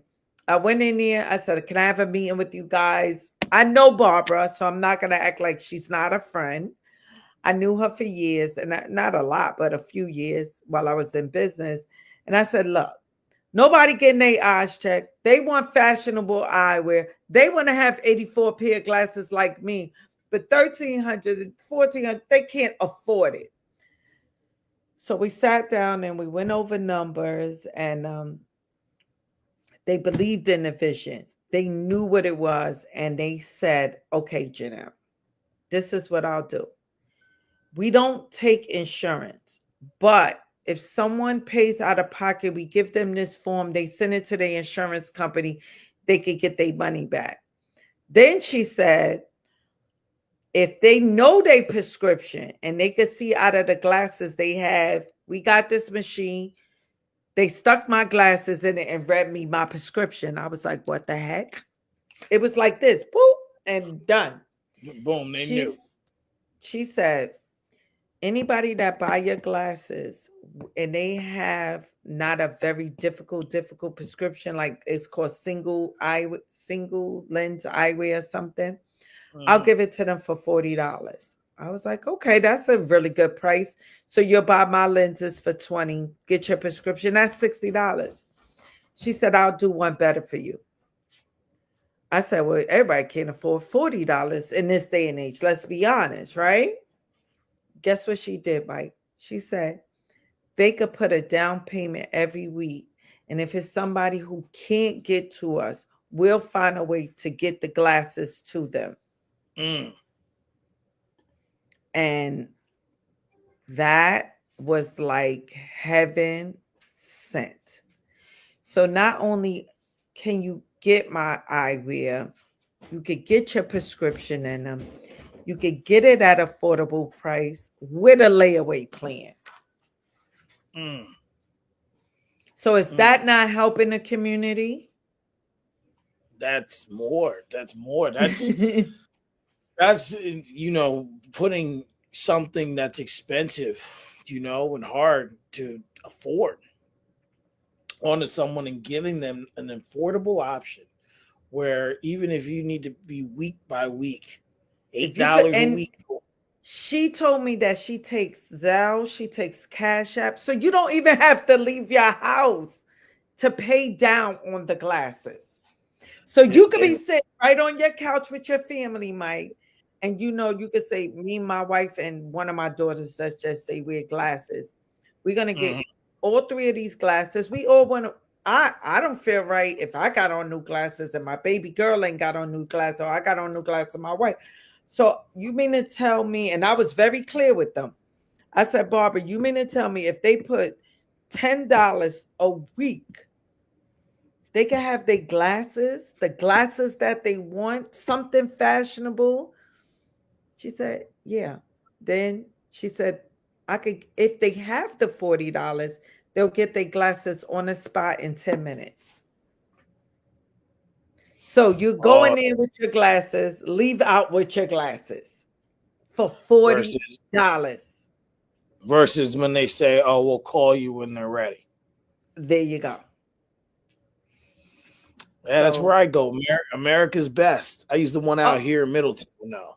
okay. So if you buy my glasses, I'll get you 10% off. So it'll be $40. But if your prescription pay for eye lenses, all you do is walk in and you get them free at Yeah, America's Best.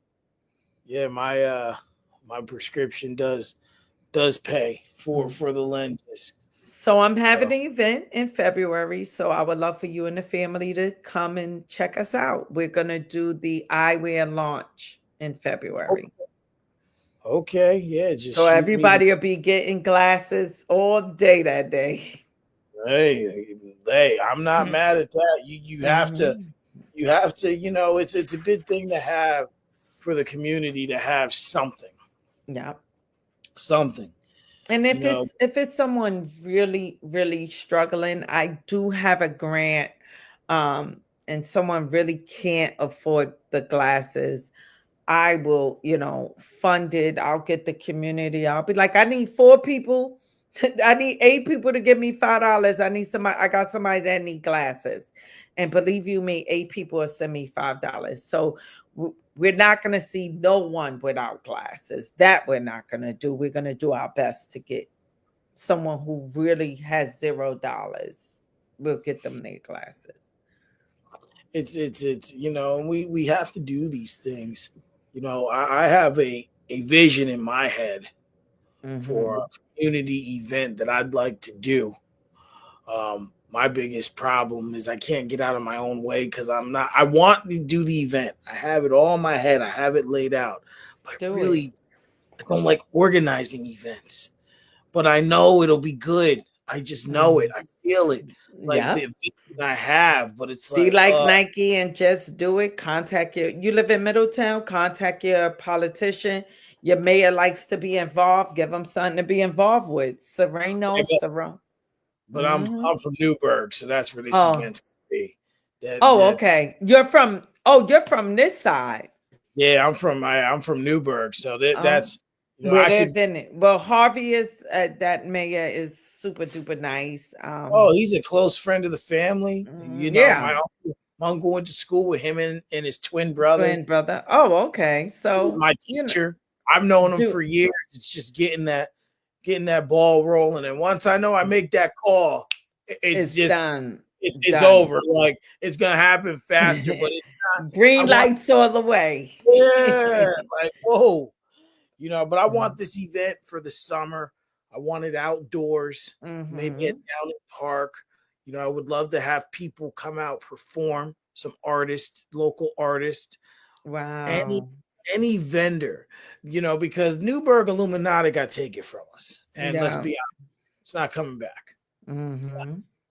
So my thought is, okay, you have these performers, you have all these people, you get every vendor that you can think of, anyone who's anyone to come out, come to this event and just have a good time. you Yep. know, and You got it. just really throw something for this Mm-hmm. community. No. It's something that will be beautiful. Yes, it So will be. thought process. I have my other company that I'm dealing with. All right entertainment. They'll be able to help me do a lot of the funding because there's Mm. involved. So I could utilize that as a segue for the funding, but the issue is there. I gotta find there's some Loop. loopholes Yep. I trying to get through in order to get what I want Want done. without Keep at it. Keep stabbing at it, and it'll get done. so like now I have a showcase with them Saturday, and now they're gonna give me one, so it's got to be 845 heavy when Yeah. they when I do that one. And then I think once I get that, if I can fill that up in Queens, they will finally give me one here Yeah. in the Hudson Okay. Valley for our people. I That's hear that. that's That's gonna that's be dope. that's gonna Absolutely. and we want to do it big. We want to do it right here in Middletown at the Paramount Theater. 1,100 people it seats. Mm. Stage, give them everything. I want some vendors there. This is what I joined this business to do You. is put our people like you, people like the artists in this area, other entrepreneurs who are really doing it to give them a limelight and not everyone wants to be recognized, Mm-hmm. but I feel like we do such good work Work. collectively. Absolutely. Or I'm sorry, individually. What if we did it collectively? Collectively. What It'll what be could amazing. what could happen? What could Mm. come of that? You can You have know, all individuals, or you could ball a fist and you could have an army. So if we all come together, they can't divide one. that's right. I love it. So I I want to talk about, and I know usually I try to keep these shows under an hour. Don't always work. Like I usually ask the guests like how much time you have because I'm okay. because there's You some like Janelle don't sleep anyway. I had I had one guest Prince Prince Gabby Gabriella, love her to pieces. Mhm. She's like, listen, I can talk. I said I can talk too. Mhm. So then we're talking. We had the whole interview lasted like an hour 40. And then by the time we just start having a real life conversation on air, and by the time we were done, 3 hours and 20 minutes had passed. Wow. And it only ended because I was starting to get tired and yawn. I was just like, Yeah. yeah, we have to pick this up another time. I'm tired. I was like, it's time for me to go to bed. Mhm. I understand. So you've done through everything you've done, you've also have brought back Jay's Self-Care Mind, Body, and Soul podcast. What is the vision of this podcast? And you said why it kind of took a little hiatus, but what? Because I remember a post saying I'm going to bring it back, and you just and then boom, it was there. Like you said it, and then like 4 days later, I'm like, oh, all right, like She got a podcast. he's So like, I believe there's 122 episodes on that podcast. okay, It's in about 48 states. I don't okay, remember how many countries. A lot of countries. The podcast was me sharing those morning inspirations that I do, but I would do them on. I went to Monday nights at 8:30, so I would go live on Facebook and Instagram. This is before I knew anything about StreamYard. okay, And I would go live on Facebook and Instagram and also tape a podcast. And I looked at it, I was like, people were still listening, even when it was, I wasn't doing anything with it. And when I stopped podcasting, it was at 16,000 views. And I looked, something said, look on your podcast. It was 20,000 views. I was like, what? Who been listening to this podcast? People would be listening to the podcast for a whole year without nothing going up. Wow. I was like, okay, so in the podcast where there's Spotify, Apple, all of those podcaster sites, Mm-hmm. and it's on there, and I'm almost up to 22,000 views, and I did about two. I'm gonna record one tomorrow. Um, so the vision behind it is just, getting the word out through self-care. I also have guests on who talk about their journey to self-care, like people who not lived a horrible life, but just was doing whatever they wanted to do and then realized that they weren't taking care of themselves. Mm-hmm. So I have guests from all over the world. Just tap in and be the guest, and I call it Journey to Self-Care. Because I believe that we all on a journey. I don't think our journey stopped because we're still alive in the physical. Mm. So the podcast is up. It's doing extremely well. Mm. That's a beautiful thing. It's to see the energy, and that means like your reach Mhm. and your audience that you have is really interested in what you have to say, and that you're touching people. Thank you. You're Anywhere I go touching. now, Mike. You the lady with the glasses. You the heart lady. You the lady that I went to the event. I didn't know half the women at the event today, and they was like, "Excuse me, ma'am, are you the one on Facebook?" Like, in my head, I'm like, it's a gazillion of us. There's You talk plenty to of people on Facebook. that? I say, yes. I follow you. I've been following you for years. Can I get a hug? Oh my God, I'm seeing you in person. So the reach is beyond what anybody would believe. I can't believe it. I'm like, Mhm. I don't. And then they go, you remember me? I'm so and so on Facebook. And then I got to go, or I'm so and so on Instagram. I watch your video every day. I go, I have almost 10,000 friends on Instagram. I'm so sorry. I'm truthful. Give me a Mhm. hug. I don't know who you are. I'm grateful that you watched the video. I hope the videos help you. And this lady today said my videos sometimes have her in her room crawled up crying. And she Mm. said it in front of everybody today.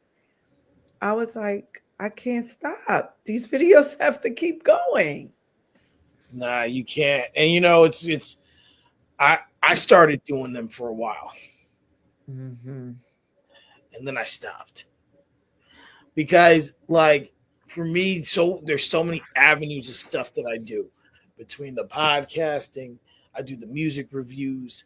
I do everything, and Then, it just was like so much. So then, like, right. so It'll then, come to you when you're ready. It'll come back. Or even yeah, if you just got something to say that day, somebody can use it. right.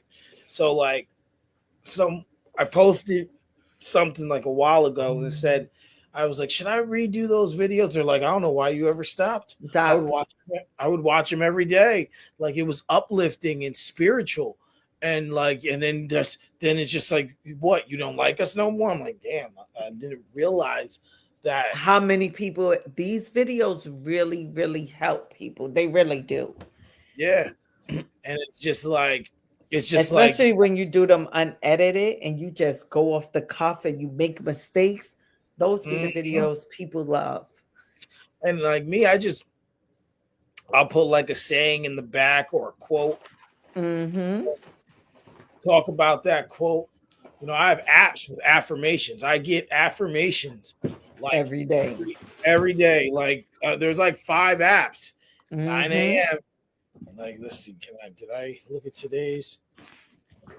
Uh, let's go this morning. 9 a.m. I'm trying to see. Nope. There it is. Life quotes. I don't know if you can really see it, but No. yeah, life quotes. But And it's you get like, them every day. And then yeah, share them. Share them.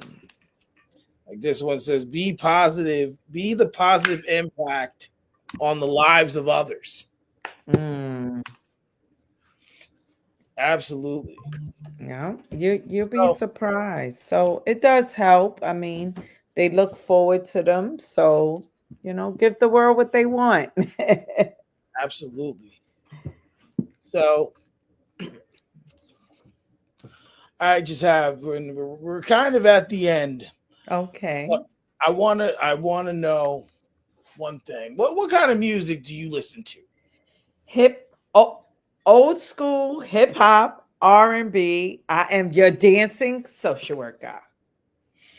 Okay, so I play this game on here, and I usually do it towards the beginning, but I Okay. knew that we were going to deep divulge into a lot here. I knew there'd be gems, a lot of heart to heart moments.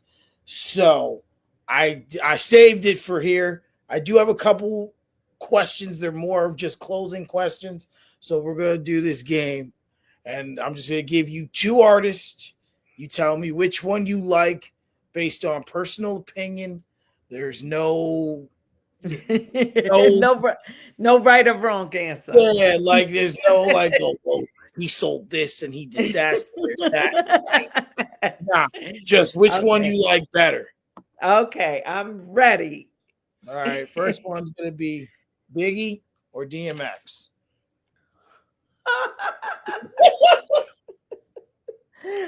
Why? She's like, I already. My goal is to get at least that reaction Uh, once, and okay. I think that that one solidifies the stress. I'm gonna Let me go with tell you, Biggie. I'm gonna go with Biggie. Ahmad. Oh my God, Ahmad. I asked him Biggie or Tupac. No lie, he did this.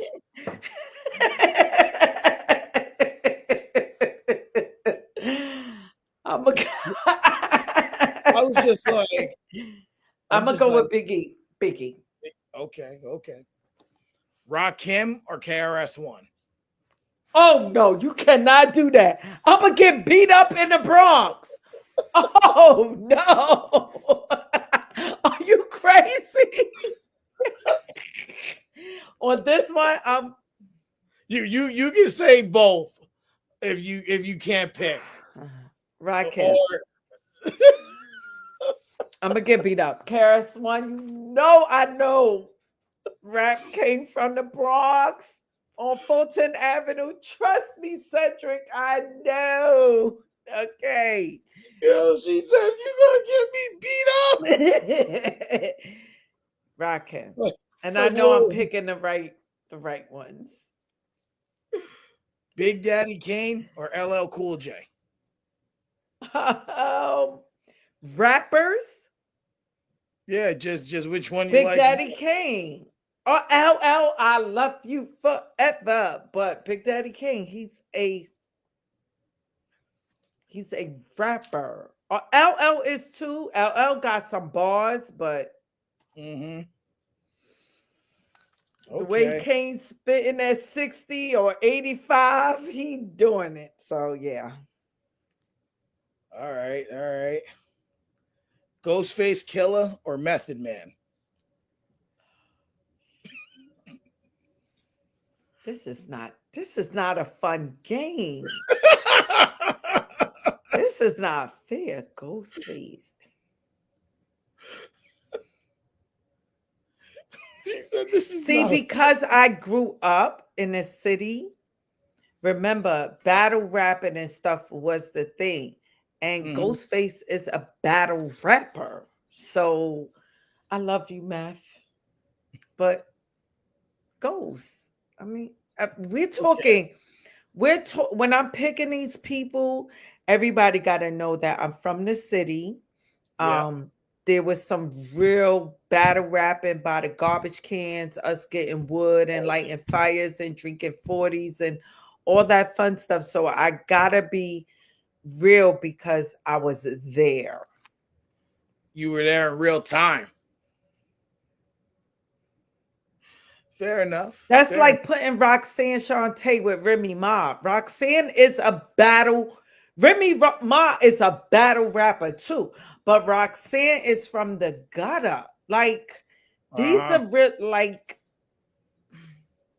you can't give me You some just think upstate rappers. maybe this one will be easier. Andre 3000 or Black Thought? Andre 3000. That was the easy one. Big Pun or Big L?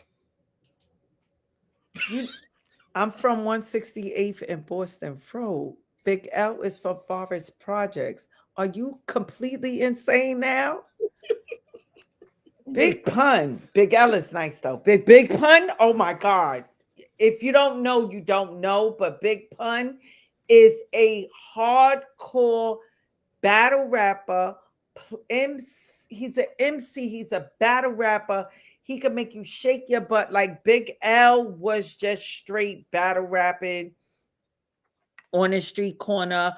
Unfortunately, he got murdered, so he didn't get to shine the way he should have. And Pun too, but Pun, you could take Pun in White Castles and he'll tear it up. So it's a difference. Like I said, it's a difference when you're not. I wasn't in the crowd, but you're there, opposed to hearing it on the radio, right? On Hot 97, right? I grew Absolutely. up one building from Fat Joe. He lived in 1000 Trinity Ave. You know, it's a difference. Like Ranch Crew, 25 to Life, all of us, we grew up together. So Sammy from TS, like we were in the same buildings and stuff. So it's just different from what other people may hear on the radio and then to physically be from the boroughs and I'm from the Absolutely. borough is a big difference. Yeah, you feel like you have a more in Of an depth, more in depth. understanding. Like when the crews walked by, you knew that was punning Fat Joe and Big L and all of them. You knew them. You knew when you went to Queens to cop your sneakers and stuff. You knew it was a chance you could like see LL. You could see Roxanne. Like it's a difference. BDP Booking Down Productions, like they did the video 3 blocks down from, it's a whole different Oh no. self-destruction. It's another level. We were in jams together, like it's different. It's big difference. And disclaimer, they're not my close friends or anything. My ex-husband, most definitely. He grew up in Forest Projects. He's from Forest. So He knows. He knows oh, all about him and Fat Joe brought Biz Monkey their first Rolex. it. Like Wow. we grew up, like we all went to 158, 148, 63. Like if you don't know these schools I'm throwing out, you don't know. You don't know. So Man, that's deep. You got a deep connection. Deep and rooted. You probably gonna hate this one. Nas or Busta Rhymes? Nas. Jay-Z or Eminem? Eminem. Eve or Missy Elliott? Missy Elliott. Lady of Rage or Queen Latifah? Latifah. MC Light or Lauryn Hill? Oh no, I'm not going in that ring. I'm not about to go in that ring. Oh, MC Light with Lauren here. I have to give it to Lauren. I mean, if I'm being truthful, see that your podcast can't be the honest hour. You got to take that background down. Last thing you can do is be here and then lie. I know. You gotta take that background down. Oh man, Lil Kim or Nicki Minaj? Little Kim, hands down. She can rap. Oh, rap. Yeah. Nicki All right. Minaj, she for the dancing. She wants you to shake your booty. Kim will Yeah. have you. It's a mess, but yes, Little Kim, hands down. All right. If you don't hate this one, I'm done. Okay. Outcast or A Tribe Called Quest? Tropical Quest. Pete Rock and CL Smooth or Eric B and Rakim? Eric B and Rakim all day. P Uh, Rock and CL Smooth. Y'all dope though. Y'all dope. I mean, everybody dope. You name it. Wu-Tang Clan or NWA?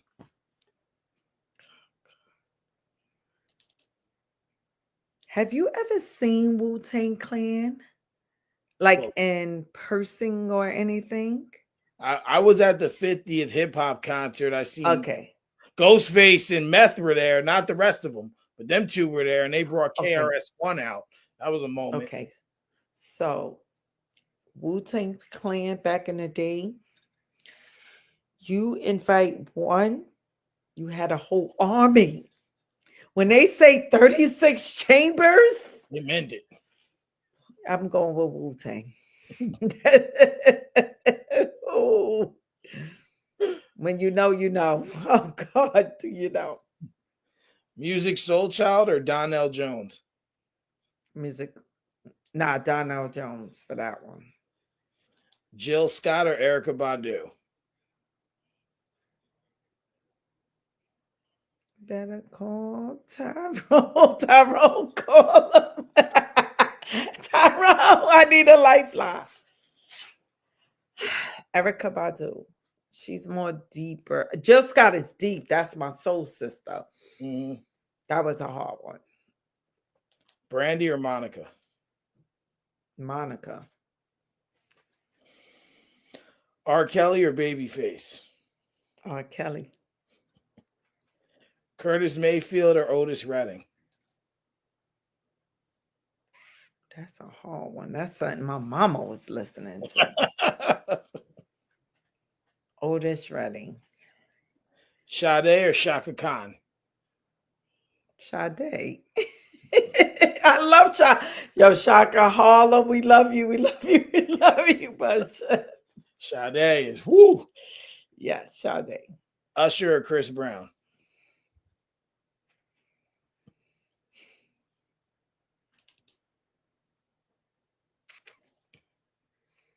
I'm gonna go with Chris Brown because he brings. And then the infamous last three: Stevie Wonder or Ray Charles? Ray Charles. I had one guest call that the Battle of the Blinds. Okay. That's terrible. Young, they both blind, they both play. Like, what do you want? Aretha Franklin or Whitney Houston? Whitney. And not last but not least, everyone's favorite, Michael Jackson or Prince?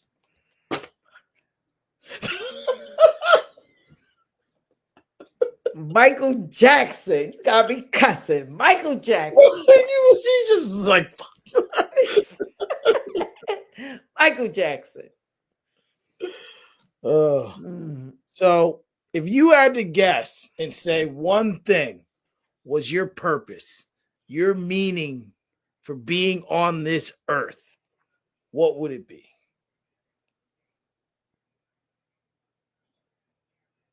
Or it could be more than one thing. Let me not say it's one thing because it could be many things. But what would your I'm actually gonna go with what just downloaded. I'm not gonna think about it. okay Work because I think that's what you want. That's what I feel you want. Do the work that needs to be done for you. Mm. That just came to me. I didn't want to pound on it because I knew I could have came up with a quote Hmm. and all that, but do the work that needs to be done for you. So aside from the glasses coming, aside from the book, what else is next in the world of Janelle and JS self care? What's next?